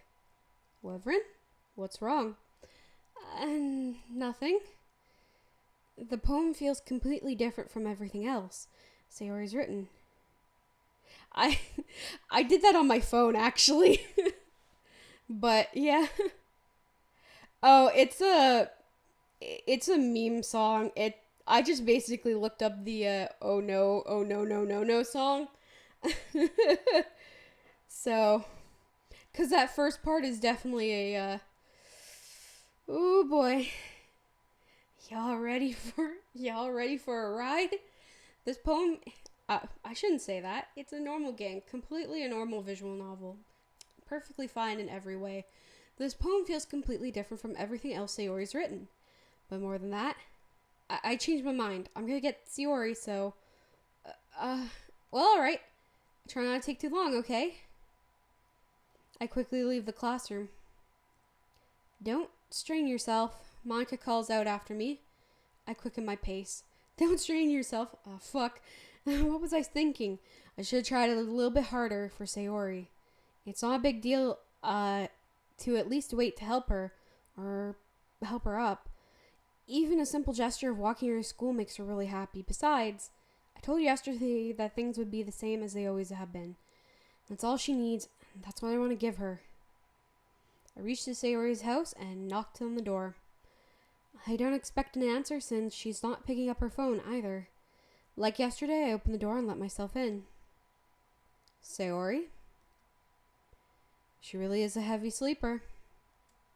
I swallow. I can't believe I ended up doing this after all. Waking her up in her own house? This is really something that a boyfriend would do, isn't it? In any case, it just feels right. Outside Sayori's room, I knock on the door. Sayori? Wake up, dummy. There's no response. I really don't want to have to enter her room like this, but isn't this a breach of privacy?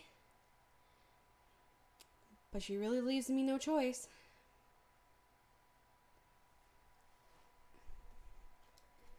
I gently open the door. Sayori?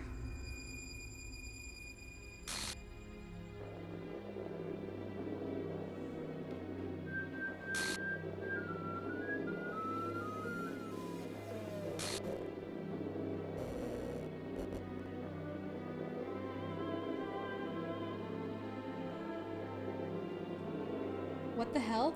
What the hell? Is this a nightmare? It has to be.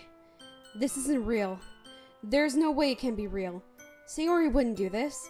Everything is normal until a few days ago. That's why I can't believe what my eyes are showing me.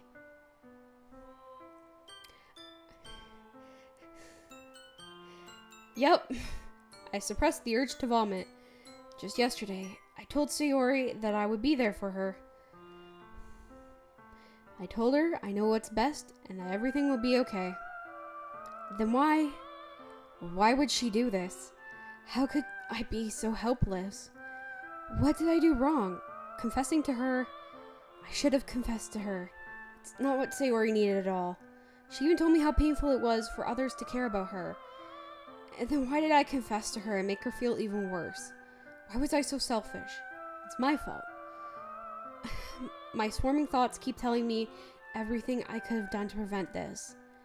If I just spent more time with her, I walked her to school, I remained friends with her like I always had been, then I could have prevented this. I know I could have prevented this. Screw the literature club, screw the festival. I just lost my best friend, someone I grew up with. She's gone forever. Nothing I can do to bring her back.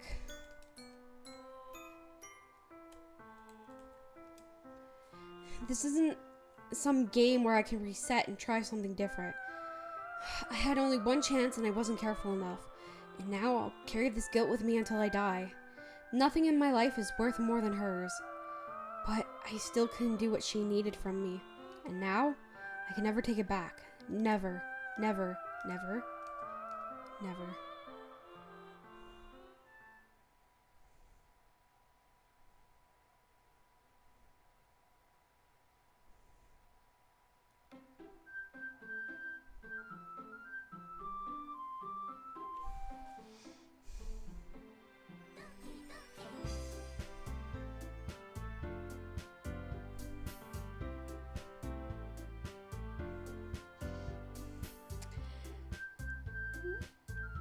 Not exactly.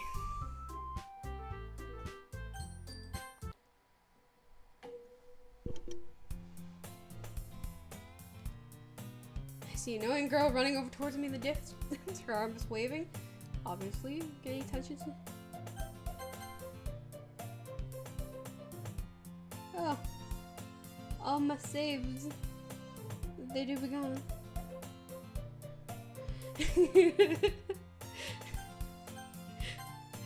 Have you ever seen this game before? Because I know I didn't want to like spoil anything in case people like were coming in and being like, oh yeah, this seems so cute, and it's like, this is why you read this. This is the game that made it all. This is why you read the Steam tags. Totally oblivious, drawing mic to yourself. That girl is my neighborhood and a good friend since we were children. You know, the kind of friend you never see yourself making today, but it just kind of works out because you've known each other for so long. We used to walk to school together on days like this, but starting around high school, she would oversleep more and more frequently, and I'd get tired of waiting up. Okay. Welcome to the roller coaster. That's all I will say. But if she's going to chase after me like this, I almost feel better off running away. However, I just sigh idle in front of the crosswalk and let catch up to me.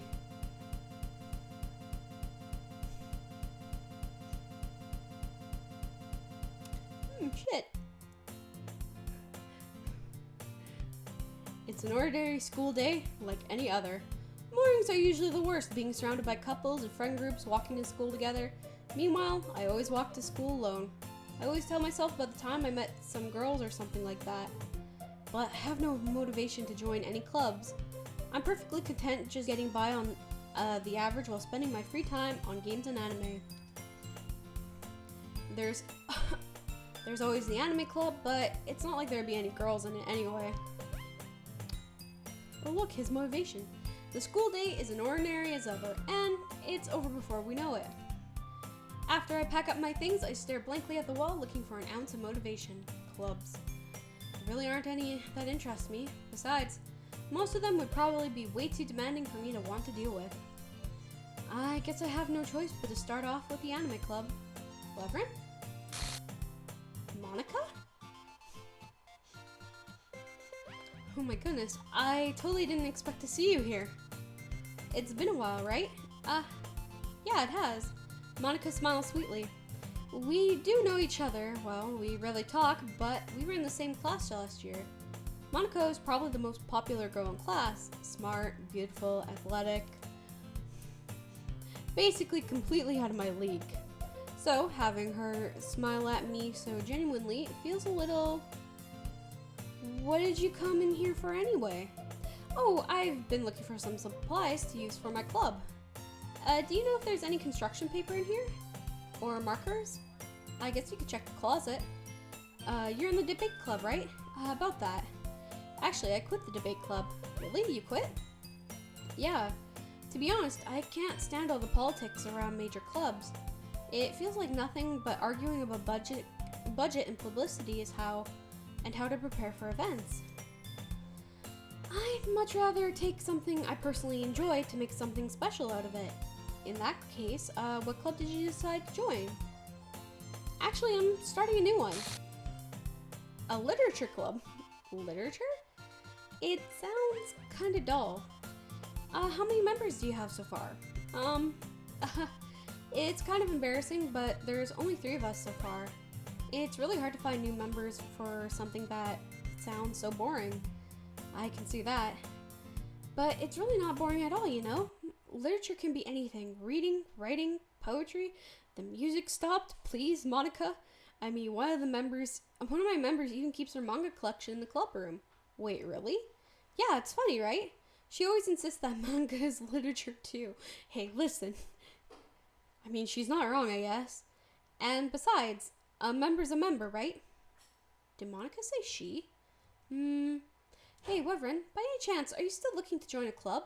I mean, I guess so, but in that case, is there any chance you could do me a big favor? I won't ask you to join, but if you could do the very least of visiting my club, it would make me really happy. Please? Well, I guess I have no reason to refuse. Besides, how could I ever refuse someone like Monica? Sure, I guess I could check it out. Awesome. You're really sweet, Wyvern, you know that? It's nothing, really. Shall we go then? I'll look at the materials another time. You're more important. And thus, today marks the day I sold my soul to Monica and her irresistible smile. I dejectedly follow Monica across the school and upstairs, a section of the school I rarely visit. Monica, full of energy, swings open the classroom door. I'm back! And I brought a guest with me. Eh? Guest? Seriously? You brought a boy? Way to kill the atmosphere. Don't be mean, Natsuki. But anyway, welcome to the club, Wyvern. All words escape me in this situation. This club, it's full of incredibly cute girls. Let me guess. You're Monica's boyfriend, right? What? No, I'm not. Natsuki. The girl with the sour attitude, whose name is apparently Natsuki, is the one I don't recognize. Her small figure makes her look like a first-year student.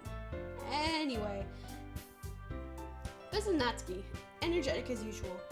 And this is Yuri, the vice president. It's nice to meet you. Yuri, who appears comparably more mature and timid, seems to have a hard time keeping up with someone like Natsuki. Yeah, it's nice to meet both of you. So I ran into Wyvern and in a classroom, and he decided to come check out the club. Isn't that great? Wait, Monica, didn't I tell you to let me know in advance before you brought someone new? I was going to, well, you know, sorry.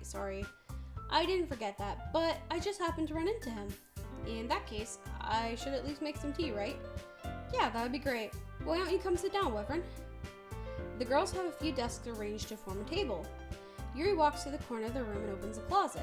Meanwhile, Monica and Natsuki sit across from each other. Still feeling awkward, I take a seat next to Monica. So, I know you don't really plan on coming here, but we'll make sure you feel right at home, okay? As president of the Literature Club, it's my duty to make the club fun and exciting for everyone. I'm surprised that there aren't more people in the club yet. It must be hard to start a new club. You could put it that way.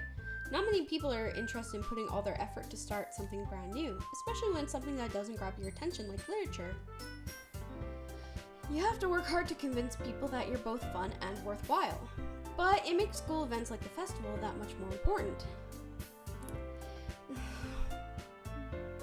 Remember, in this universe, Sayori doesn't exist.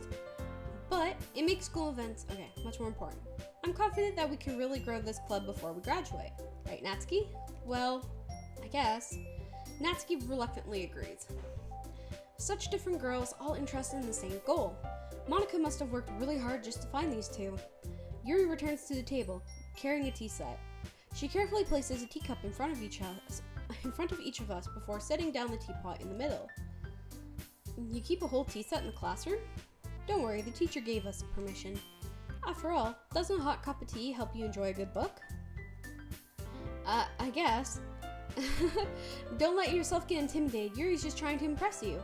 That's not... Insulted, Yuri looks away. I meant that, I believe you. Well, tea and reading might not be a pastime for me, but I at least enjoy tea. I'm glad. Yuri faintly smiles to herself in relief. So, Wyvern, what kind of things do you like to read? Well, considering how little I've read these past few years, I don't really have a good way of answering that. Manga? I mutter quietly to myself, half joking. Natsuki's head suddenly perks up. It looks like she wants to say something, but she keeps quiet. Not much of a reader, I guess. Well, that could change. What am I saying? I spoke without thinking after seeing Yuri's sad smile. Anyway, what about you, Yuri? Well, let's see. Yuri traces the rim of her teacup with her fingers. My favorites are the usual novels that build deep, complex fantasy worlds. The level of creativity and craftsmanship behind them is amazing to me. And telling a good story as much in such a foreign world is equally impressive. Yuri goes on, clearly passionate about her reading. She seemed so reserved and timid since the moment I walked in, but it's obvious that the way her eyes light up when she confronts the world in the comfort of the world of the books, not people. Words. But you know, I like a lot of things. Story with deep psychological elements usually immerse me as well. Isn't it amazing how a writer can so deliberately take advantage of your own lack of imagination and completely throw you for a loop? That's a little different from when we first talked. Anyway, I've been reading a lot of horror manga, horror lately. Horror manga is good though. I read a horror book once. I desperately grasped at something I can relate to at a minimal level. At this rate, Yuri might as well have a conversation with a rock.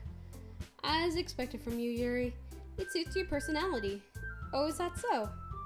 Really, if a story makes me think or takes me to another world, then I really can't put it down. Surreal horror is often very successful at changing the way you look at the world, if only for a brief moment. I hate horror. Why is that? Well, Natsuki's eyes dart over me for a split second. Never mind. That's right, you usually write about cute things, don't you, Natsuki? What? What gives you that idea? You left a piece of scrap paper behind last club meeting. It looks like you're working on a poem called Don't Say It Out Loud, and give it back. Fine. Natsuki, you write your own poems? Well, sometimes. Why do you care? I think that's impressive. Why don't you share it with them sometime? No. Natsuki averts her eyes. You wouldn't like them. Not very confident writer yet. I understand how Natsuki feels. Sharing that level of writing takes more than just confidence. The truest form of writing is writing to oneself. You must be willing to open up to your readers, exposing your vulnerabilities and showing even the deepest reaches of your heart. Have you any writing experience too, Yuri? Maybe you could share some of your work, and we can set an example for Natsuki to feel comfortable enough to share hers. I guess it's the same for Yuri. We all sit in silence for a moment. Hey, I just got an idea. How about this? Natsuki and Yuri look quizzically at Monika. Let's all go home and write a poem of our own. Then, next time we meet, we'll all share them with each other. That way, everyone is even. I thought it was a good idea. Well, I think you're right, Monika. We should probably start finding activities for all of us to participate in together. I did decide to take on the responsibilities of vice president, after all. I need to do my best to nurture the club as well as its members. Besides, now that we have a new member, it seems like a good step for us to take. Do you agree as well, Reverend? Oh, hold on, there's still one problem. What is that? Now that we've reached the most important topic, I bluntly come forth with what was on my mind the entire time. I never said I would join. Monika may have convinced me to stop by, but I never made a decision. I still have other clubs to look at, and I lost my train of thought. All three girls stare back at me with dejected eyes. But, I'm sorry, I thought... The girls exchange glances before Monika turns back to me. I guess I need to tell you the truth, Reverend. The thing is, we don't have enough members yet to form an official club. We need 4, and I've been trying really hard to find a new member. And if we don't find one more before the festival, I'm defenseless against you girls. How am I supposed to make a clear-headed decision when it's like this? I would feel terrible letting everyone down in this situation. And besides, the club itself seemed pretty relaxed. If writing poems is the price I need to pay in order to spend every day with these beautiful girls... Right, okay, I've decided then. I'll join the literature club. One by one, the girl's eyes lit up. Oh my goodness, really? Do you really mean that, Reverend? Yeah. It could be fun, right? he really did scare me for a moment. I mean, if he really just left after all this, I'd be super pissed. Reverend, I'm so happy. We can become an official club now. Thank you so much for this. You're really amazing. I'll do everything I can to give you a great time, okay? Thanks, I guess. Okay, everyone. I think with that, we can officially end today's meeting on a good note. Everyone remembers tonight's assignment. Write a poem to bring the next meeting so we can all share. Monica looks over at me once more. Reverend, I look forward to seeing how you express yourself. Yeah, I can really impress the star Monica with my mediocre writing skills. I already feel the anxiety welling up inside me. Meanwhile, the girls continue to chit-chat as Yuri cleans the tea set. I guess I'll be on my way then. Okay, I'll see you tomorrow then. Can't wait. With that, I depart the club room and make my way home. The whole way, my mind wanders back and forth between the three girls. Natsuki, Yuri, and of course, Monica. Will I be really happy spending every day after school in the Literature Club? Perhaps I'll give it a chance and grow closer to one of the girls. Alright, I'll just need to make most of my circumstances, and I'm sure good fortune will find me. I guess that starts with writing a poem tonight.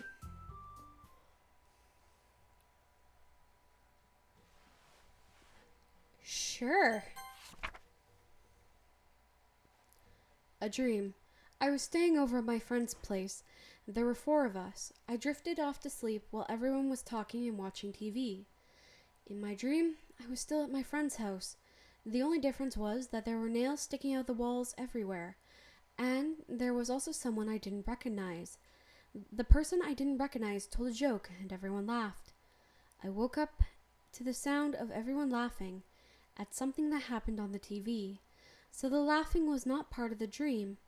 It was a noise that woke me up.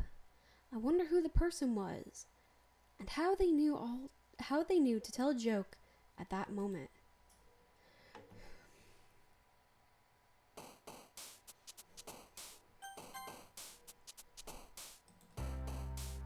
All right. Before we get started to writing our first poem, I'm going to go and quickly get some water because I'm out of it. So I will be right back in a bit.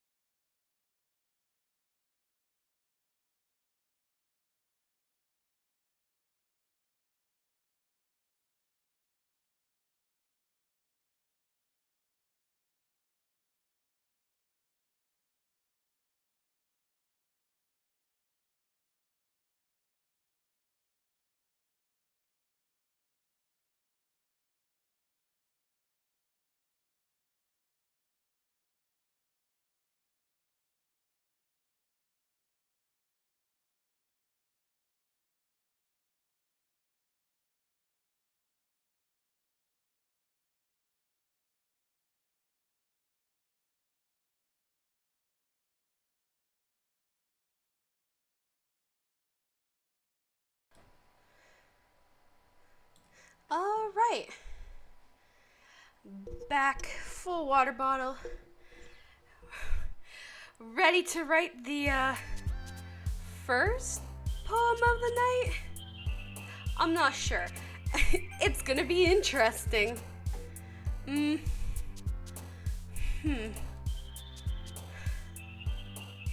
thing I have this first one saved though, so we can have fun with, well, obviously we'll do Yuri first.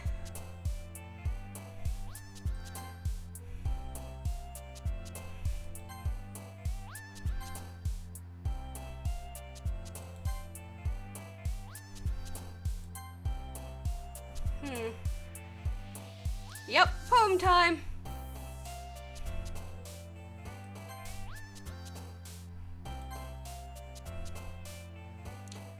It's a little weird to see these two just on their own. Not just, you know.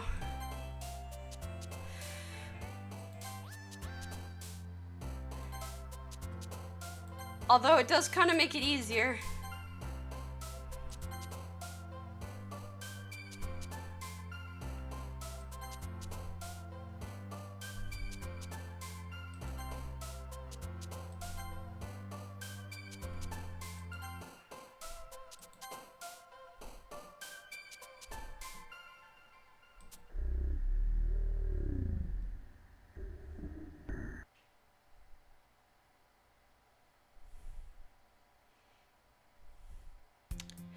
Oh look, Sayori was there. Yeah, unfortunately. Monica would be a fun one to try to impress. Hi again, Wyvern. Glad to see you didn't run away on us. No, don't worry. I thought it might be a little strange for me, but at least I kept my word.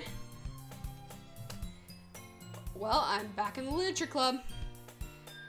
I was the last to come in, so everyone else is already hanging out.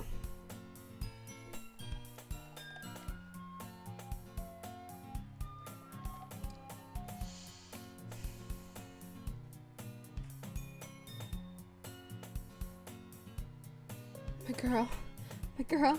Thank you for keeping your promise, Wyvern. I hope this isn't too overwhelming of a commitment for you. Making you dive headfirst into literature when you're not accustomed to it. Oh, come on, like he deserves any slack.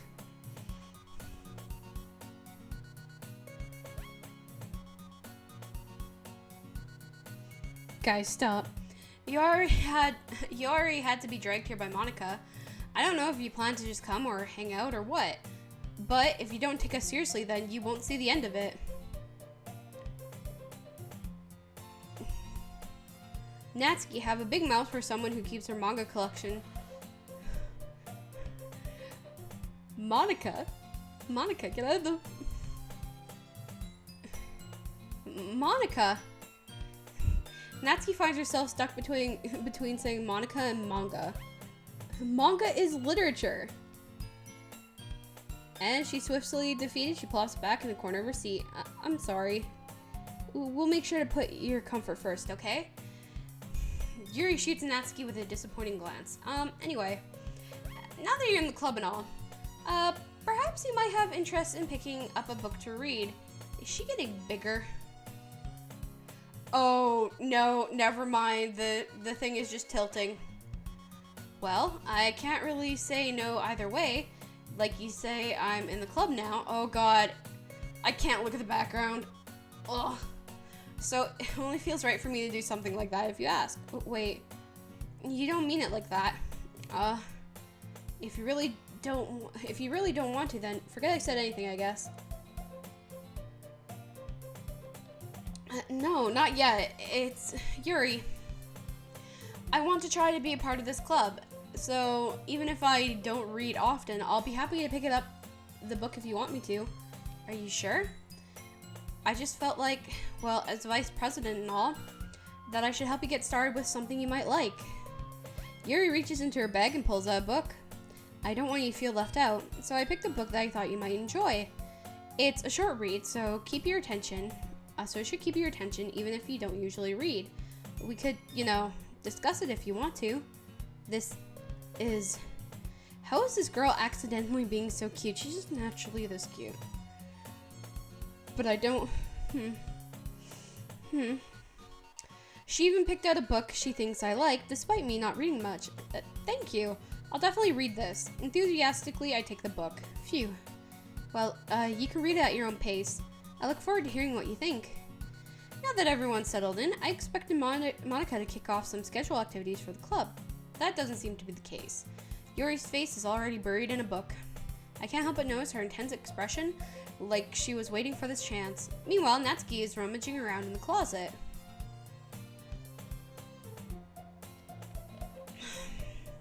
I'm really cautious to talk to Yuri a little bit more, but at the same time, I feel bad for distracting her from reading. I catch a glimpse from the cover of her book. It looks like the same book she lent me. More than that, she seems to be on the first few pages.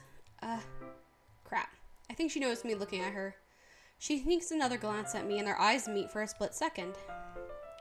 But that only makes her hide her face deeper in the book. Sorry.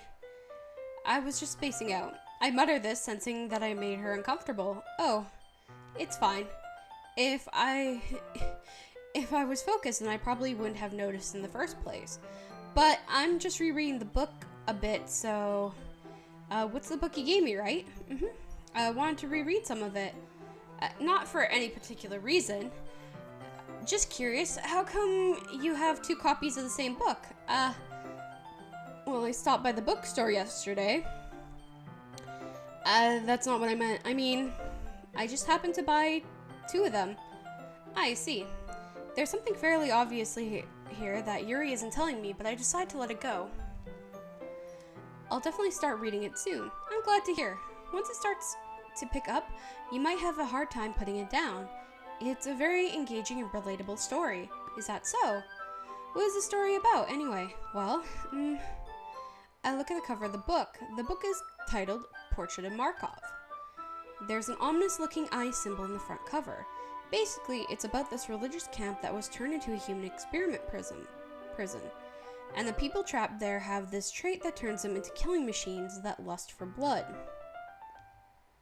But the facility gets even worse, and they start selectively breeding people by cutting off their limbs and asphyxiating them to... Oh, that might be a little bit of a spoiler. But anyway, I'm really into it. That's a lot different from what we read. The book, I mean. Not the thing about the limbs. That's kind of a bit dark, isn't it? Yuri made it sound like it was going to be a nice story, so that dark turn came from nowhere.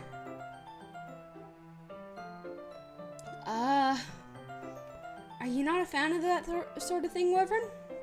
No, it's not that. I mean, I can definitely enjoy those kinds of stories, so don't worry. I hope so.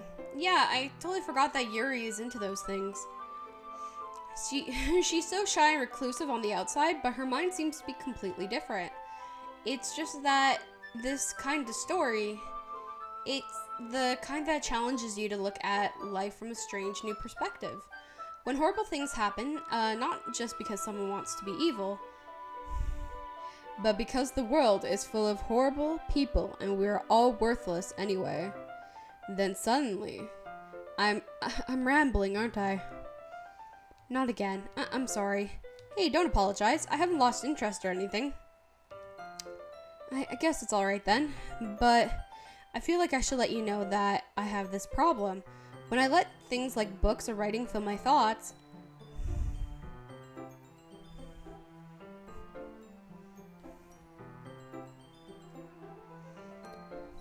Hun? What happens? Yeah. I kind of forget to pay attention to other people. I'm sorry if I end up saying something strange. And please stop me if I'm talking too much. I really don't think you need to worry. That just means you're passionate about reading. The least I can do is listen. It's a literature club after all. That's true. In fact, I might as well get started reading it, right? Yes. I mean, you don't have to, but... what were you saying? Let me just get the book. I quickly retrieved the book and put it into my bag. Alright, it's fine if I sit here, right? I slipped in the seat next to Yuri's. Yeah. Are you sure? You seem a little apprehensive. I'm sorry. It's not that I don't want to. It's just something I'm not very used to. That is reading in company with somebody. I see. Well, just tell me if I end up distracting you or anything. Alright. I open the book and start the prologue. I soon understand what Yuri means about reading in company. It's as if I can feel her presence over my shoulder as I read. It's not a particularly bad thing, maybe a little distracting, but it feels somewhat comforting. Yuri is in the corner of my eye. I realize that she's not actually looking at her own book. I glance over. It looks like she's reading from my book instead. Sorry. I was just... Bitch, what was that? Bitch, what was it? Yuri, you really apologize a lot, don't you? I do? I didn't really mean to. Sorry, I mean... There. This should work, right? I slid my desk up against Yuri's and hold my book more between the two of them. I suppose so. Yuri timidly closes her own copy. Once we each lean in a little bit, our shoulders are almost touching. It feels like my left arm is in the way, so instead, I use my right hand to hold the book open. I guess that makes it a little difficult to turn the page. Here. Yuri takes her left arm and holds it to the left side of the book between her thumb and forefinger. I do the same with my right arm on the right side of the book. That way I turn the page and Yuri slides it under her thumb after it flips to her side. But in holding it like this, we're huddled even closer together than before. It's actually kind of distracting me. It's as if I feel the warmth of Yuri's face and she's in the corner of my vision. Are you ready? To turn the page. Sorry. I think I got a bit distracted for a second. I glance over at Yuri's face again and our eyes meet. I don't know how I'll be able to keep up with her. That's okay. You're not as used to reading, right? I don't mind being patient if it takes a bit longer. It's probably the least I can do, since you've been so patient with me. Yeah, thanks. We continue reading. Yuri no longer asks me if I'm ready to turn the page. Instead, I just assume she finishes the page before me, so I turn it by my own volition. We continue through the first chapter in silence. Okay. Even so, turning the page almost feels like an intimate exchange. My thumb gently letting go of the page, fluttering it over to her side as she catches it under her own thumb. Hey, Yuri. This might be a silly thought, but the main character kind of reminds me of you a little bit. That's a new face. No, I don't relate to this character at all. Definitely not. You sure about that? I was just thinking about the way she keeps second guessing and saying and all that. That's what you were talking about. Sorry, I thought you meant something else about her. Something else? Never mind. We didn't get that far yet, so I don't know why that came into my head. Yuri, feeling alright? Yuri's been a little fidgety since we started reading. You can rest if you're feeling sick or something. Your breathing is a little... My breathing? She puts her hand on her chest as if to feel her heartbeat. I didn't even notice. Anyway, I'm fine. I just need some water. Alright, don't push yourself. Yuri stands up and practically rushes out of the classroom. What on earth was that about? Wyvern? Did something happen just now? I have no idea. Yuri was acting a little strange, I guess. So you don't know anything? Sorry, I can't say I do. Are you worried about her? Oh, no, not really. I'll just make sure you didn't do anything to her. No, nothing. Don't worry, I believe you, silly. Yuri just does this sometimes, so it's nothing alarming. Hey, if you say so. Anyway, why don't we start with sharing our poems with each other? Should we wait for Yuri? Well, she might be a while, so I figured we'd get started without her. Is that okay? Yeah, I was just asking. I stand up, make a mental note of where I left off in the book, and slip it back in my bag.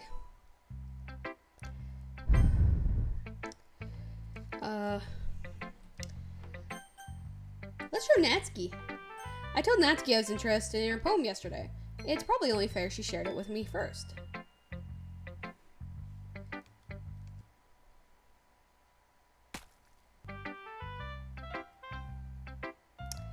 Wyvern, you're not gonna take this club seriously, then go home. Bitch, you lost your eyes. What the fuck? What? Harsh? What do you expect me to believe, that you actually put effort into this? Do you think I'm stupid? I'm not a writer. Maybe I'm just not very good. I did put effort in it.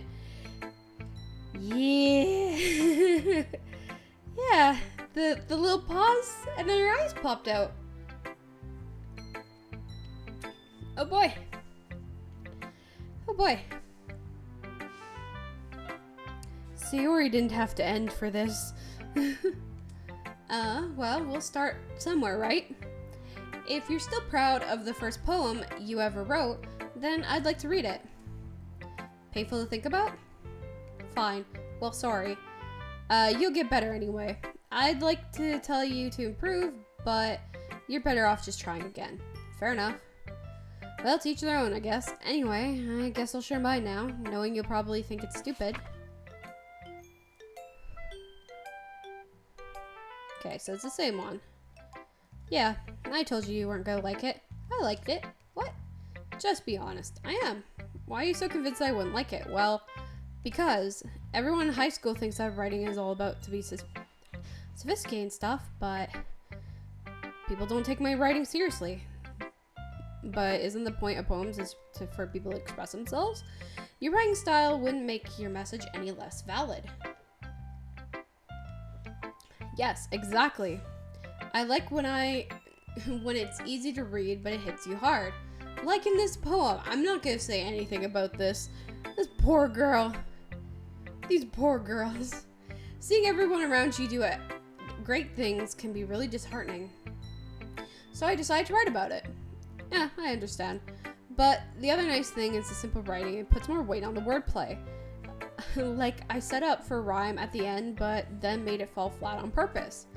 It helps bring out the feeling in the last line. So you did. I guess more went into it than I realized. That's what it means to be a pro. I guess you learned something. Didn't expect it from the youngest one here, did you? I guess not. I decided to humor her with the last comment. I didn't really care how old everyone is, but Natsuki is feeling pretty proud of when then I won't take it away from her.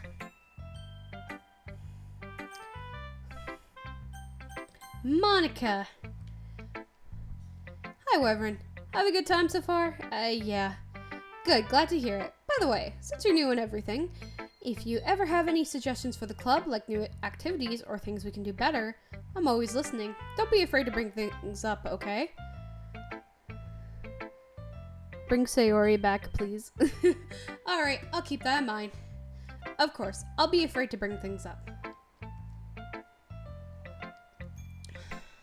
I'm much better off going with the flow until I'm more settled in. Anyway, I want to share your poem with me. It's kind of embarrassing, but I guess I have to. Don't worry, Wyvern. We're all a little embarrassed today, you know. But it's the sort of barrier we'll all learn to get past soon. Yeah, that's true. I hand Monica my poem. Great job, Wyvern. I was going, oh, in my head while reading it. It's really metaphorical. I'm not sure why, but I didn't expect you to go for something so deep. I guess I underestimated you. It's easiest for me to keep everyone's expectations low. That's why it always counts when I put in some effort. That's not very fair. Well, I guess it worked anyway. You know that Yuri likes this kind of writing, right? Writing that's full of imagery and symbolism. Something I feel Yuri's mind is totally detached from reality. Oh, I don't mean like it's a bad thing though, but sometimes I get the impression that she's totally given up on people. She spends so much time in her own head that it's probably a much more interesting place for her. But that's why she gets so happy when you treat her with a lot of kindness. I don't think she's used to being indulged like that. She must be really starved for social interaction, so don't blame her for coming on a little strongly. like earlier. I think if she gets too stimulated, she ends up withdrawing and looking for alone time. Suddenly the door opens. Yuri! I'm back. Did I miss anything? Not really. Well, we all started sharing our poems with each other. Already? I'm sorry for being late. No need to apologize. We still have plenty of time, so I'm glad that you're here to look, that you took the time you needed. Alright, thanks, Monica. I suppose I should get my poem now. Anyway, do you want to read my poem now? Don't worry, I'm not very good. You sound pretty confident for someone who claims to not be very good. Well, that's because I have to sound confident. Doesn't mean I always feel that way, you know? I see. Well, let's read it then. Hole in the wall, but he wasn't looking at me. Confused, I frantically glanced around my surroundings, but my burned eyes can no longer see color. Are there others in the room? Are they talking? Or are they simply poems on flat sheets of paper? The sound of frantic scrawling playing tricks on my ears. The room begins to crinkle. Closing in on me, the air I breathe dissipates before it reaches my lungs. I panic. There must be a way out. It's right there. He's right there. Swallowing my fears, I brandish my pen. So, what do you think? It's very freeform, if that's what you call it. That's different. So, I'm not really the right person to ask for feedback. It's okay. Yeah, it's kind of the style that has gotten pretty popular nowadays. That is, a lot of poems have been putting emphasis on timing between words and lines. When performed out loud, it can be really powerful. What was the inspiration behind this one? Well, I'm not sure how to put it. I guess you could say I had some kind of epiphany recently. It's been influencing my poems a bit. An epiphany? Yeah, something like that. I'm kind of nervous to talk about deep stuff like that because it's kind of coming on strongly. Maybe after everyone is better friends with each other. Anyway, here's Monica's writing tip of the day. Sometimes when you're writing a poem or a story, your brain gets too fixated on specific points. If you try so hard to make it perfect, then you'll never make any progress. Just force yourself to get something down on paper and tidy it up later. Another way to think about it is this. If you keep your pen in the same spot for too long, you get a big puddle of ink. Just move your hand and go in the flow. That's my advice for today. Thanks for listening. Alrighty.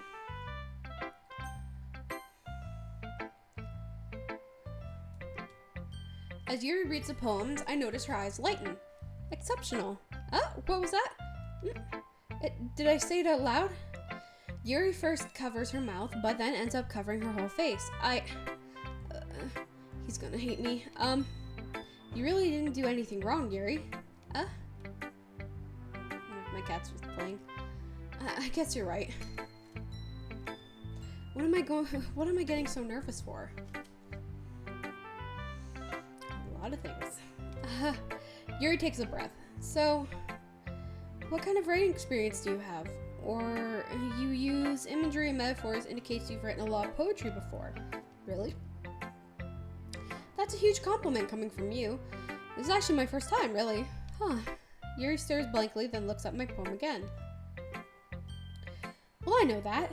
I just mean, Yuri trails off, unable to find an excuse. She traces her fingers along the words of the poem, as if breaking it down more thoroughly.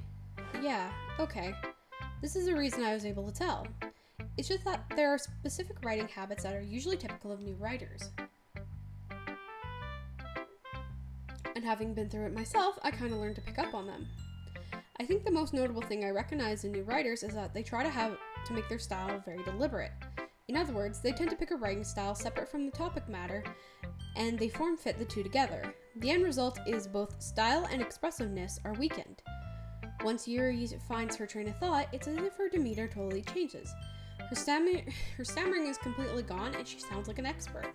Of course, that's not something you can be blamed for. There are so many different skills and techniques that go into writing even a simple poem. Not just finding them, but building them, but getting them to work together is probably the most challenging part. It might take you some time, but it all comes with practice and learning by example, and trying new things. I also hope that everyone else in the club gives you valuable feedback. Natsuki can be a little biased though. Biased how? Well, never mind. I should be talking about people like that. Sorry. That's fine. I'm not sure if Yuri is apologizing to herself, to me, or to Natsuki. Do you mind if I read your poem now? Please do. I'd love to share my thoughts with the process behind it.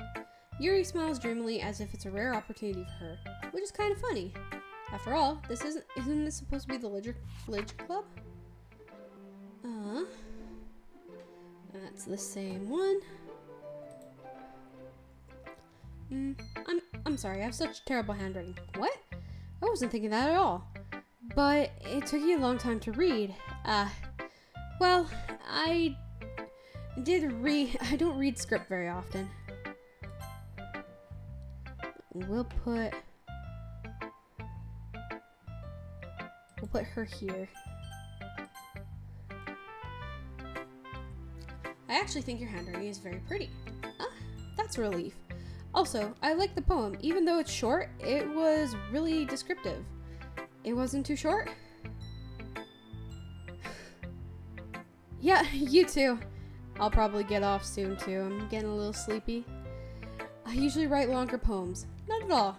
I'm really glad you like it. I'll be honest, since it's our first time sharing, I wanted to write something a little more mild. Something easy to digest, I suppose. Are you into ghosts, Yuri? Actually, the story isn't about ghosts at all, Wyvern. Really? I must have totally missed the point. Well, I suppose you did only glance over at it after all. But remember that poets often express their own thoughts, feelings, and experiences in their work. They usually do more than tell a simple story or paint a picture. In this case, perhaps, the subject of the poem is only being symbolically compared to a ghost, lingering in her last remaining place of comfort, unable to let go of the past. And soon, to be left with nothing. That's a lot more solemn putting it that way. I hadn't even thought of that. That's impressive. It's nothing, really. Yours was impressive too, so, if anything, I could probably learn a thing or two from you. You think so? Yeah, of course. You know, I was really nervous about doing all this, but in the end, I enjoyed it. I'm gonna keep doing my best for you, Reverend. Me too. Phew. I guess that's everyone. I glanced around the room. It was a little more stressful than I anticipated. It's as if everyone is judging me for my mediocre writing abilities. Even if they're being nice, there's no way my poems can stand up to theirs. It's a literature club after all. I sigh. I guess that's what ended up getting myself into. Across the room, Mayuka is writing something in her notebook. Oh god, it's moving again. My eyes land on Yuri and Natsuki. They gingerly exchange sheets of paper, sharing their respective poems. They are ready, they read in tandem, and I watch their expressions change. Natsuki's eyebrows furrow in frustration. Meanwhile, Yuri smiles sadly. What's with this language? Did you say something? Oh, nothing. Natsuki dismissively returns to the poem on her desk with her hand. I guess you could say it's fancy. Thanks. Yours is cute. Cute? Did you completely miss the symbolism or something? It is clearly about the feeling of giving up. How can it be cute? I know that. I just meant the language, I guess. I was trying to say something nice. You mean you have to try hard to come up with something nice to say? Thanks, but I really don't come nice at all. Well, I do have a couple suggestions. If I was looking for suggestions, I would have asked someone who actually liked it.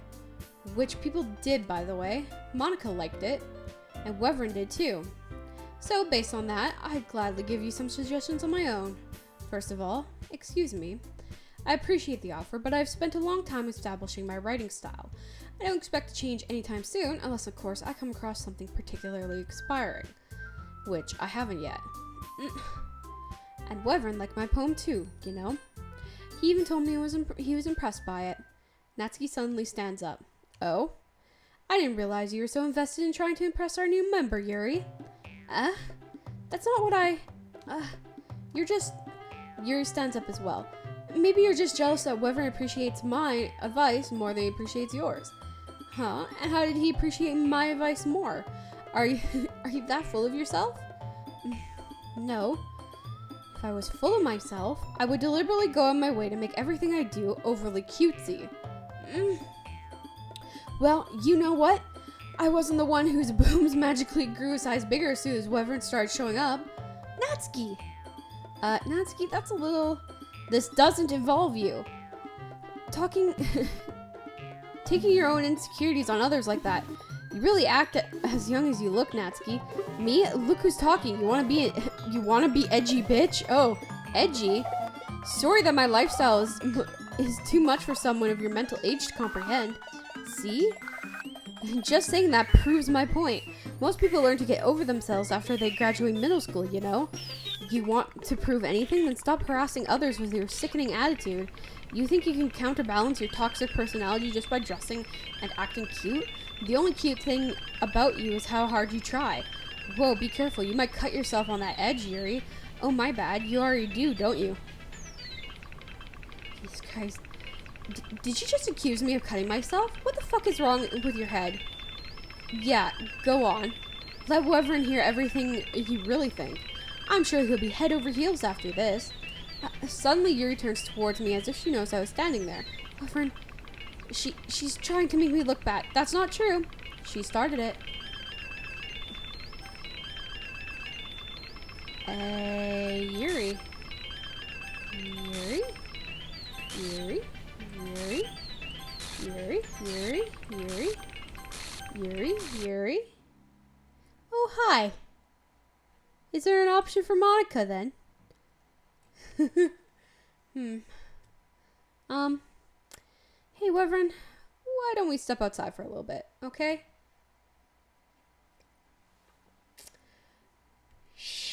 Sorry about that. They really shouldn't have tried to get you involved. It's probably better for us to stay out like this. We'll go back inside once they're done yelling. Some president I am, right? I can't even confront my own club members properly. I just wish I was able to be a little more assertive sometimes. But I never have it in me to put my foot down against others. You understand, right? Anyway, if it makes you want to spend less time with the others, then that's fine. I'd be happy to spend time with you instead. Suddenly, Natsuki runs out of the classroom. She quickly runs away. Oh dear. Well, looks like they're done. I didn't mean it. I didn't mean it. I didn't mean it.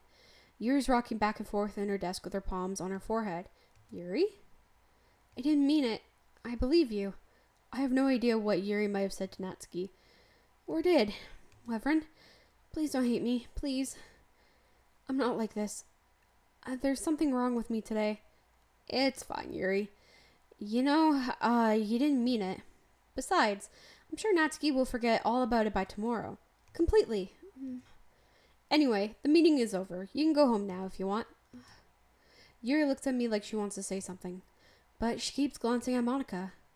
You can go first, Monica. I'd like to stay a bit longer. I'm the president, so I should be the last one out. I'll wait for you to be done. Well, I'm vice president, so please let me take that responsibility today. It kind of sounds like you don't want me to be around for something, Yuri. It's not that. It's not that. I don't get much of a chance to discuss my book with Reverend. It would just be embarrassing. Oh, shit. Apparently there was a bug there. It scared the fuck out of me. Jesus.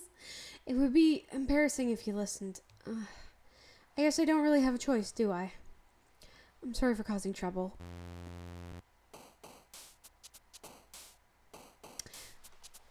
Alright. So I'll save that beside Yuri. I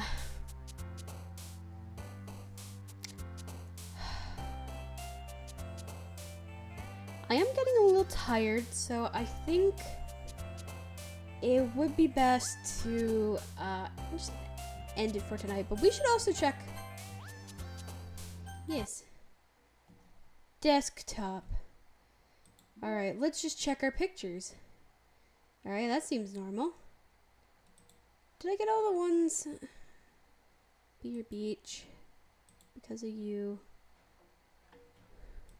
So there are a few wallpapers you get from stuff.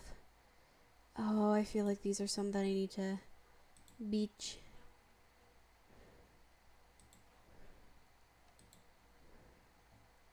Lady who knows everything.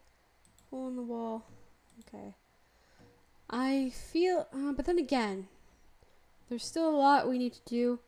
Let's see if there's anything, new. That's cute. That's also cute. That's very sweet. Oh, does it say how we get those poems? No, it doesn't. Well, maybe later. Secrets. Oh. Yep. Got new backgrounds. Let's just see if there's anything different. I do like how Sayori is associated with a... Oh, I got new sketches too. Oh, that's cute. That's also cute.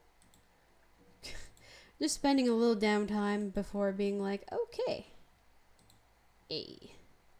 I guess if you haven't seen any of this yet, this is just me being like, new songs.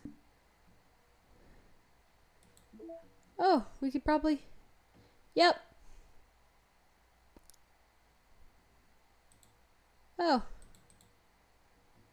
Oh, those are the... That's the font stuff.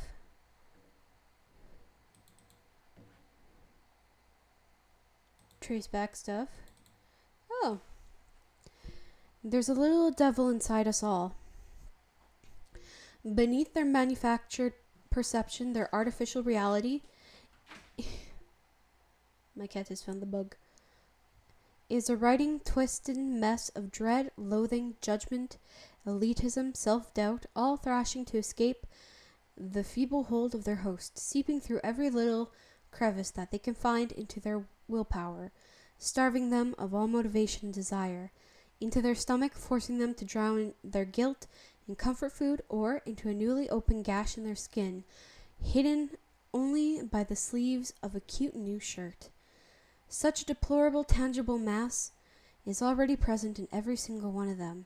That's why I chose not to blame myself for their actions. All I did was untie the knot. Yeah. I don't think there was anything. This is a scratch.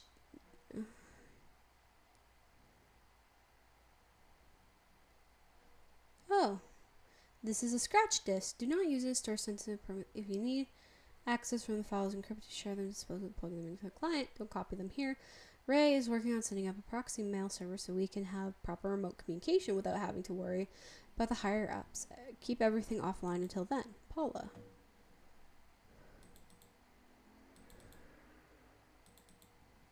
Okay.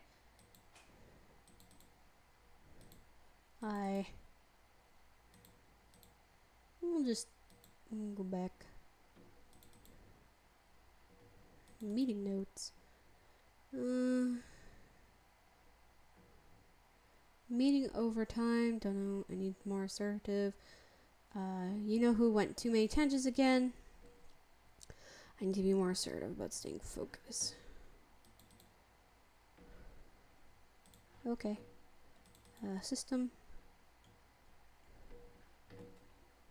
Mergeman. Oh, okay. Okay. I guess none of that. Actually, would there have been more? Okay, can't scroll down. Characters. Okay, this is where... Oh. Won't touch that yet. Poems. Oh, this is just words that work with the girls. Okay. Cool. Okay. Saves. Okay. So we have the happy thoughts. Happy thoughts. I guess, is the mail? No, nothing new. Okay. Wow, it even gets my actual time. Cool. So, yeah, I guess that's everything for today. That was interesting. So we'll definitely be coming back and playing this on Friday. So tune in then. Should be same time, hopefully. Although I have been thinking about maybe trying a little bit earlier, but I also do like streaming at night, so I don't know. We'll see. But for sure, Friday, most likely same time. Anyway, bye for now. Thanks for all the follows and everything. Bye.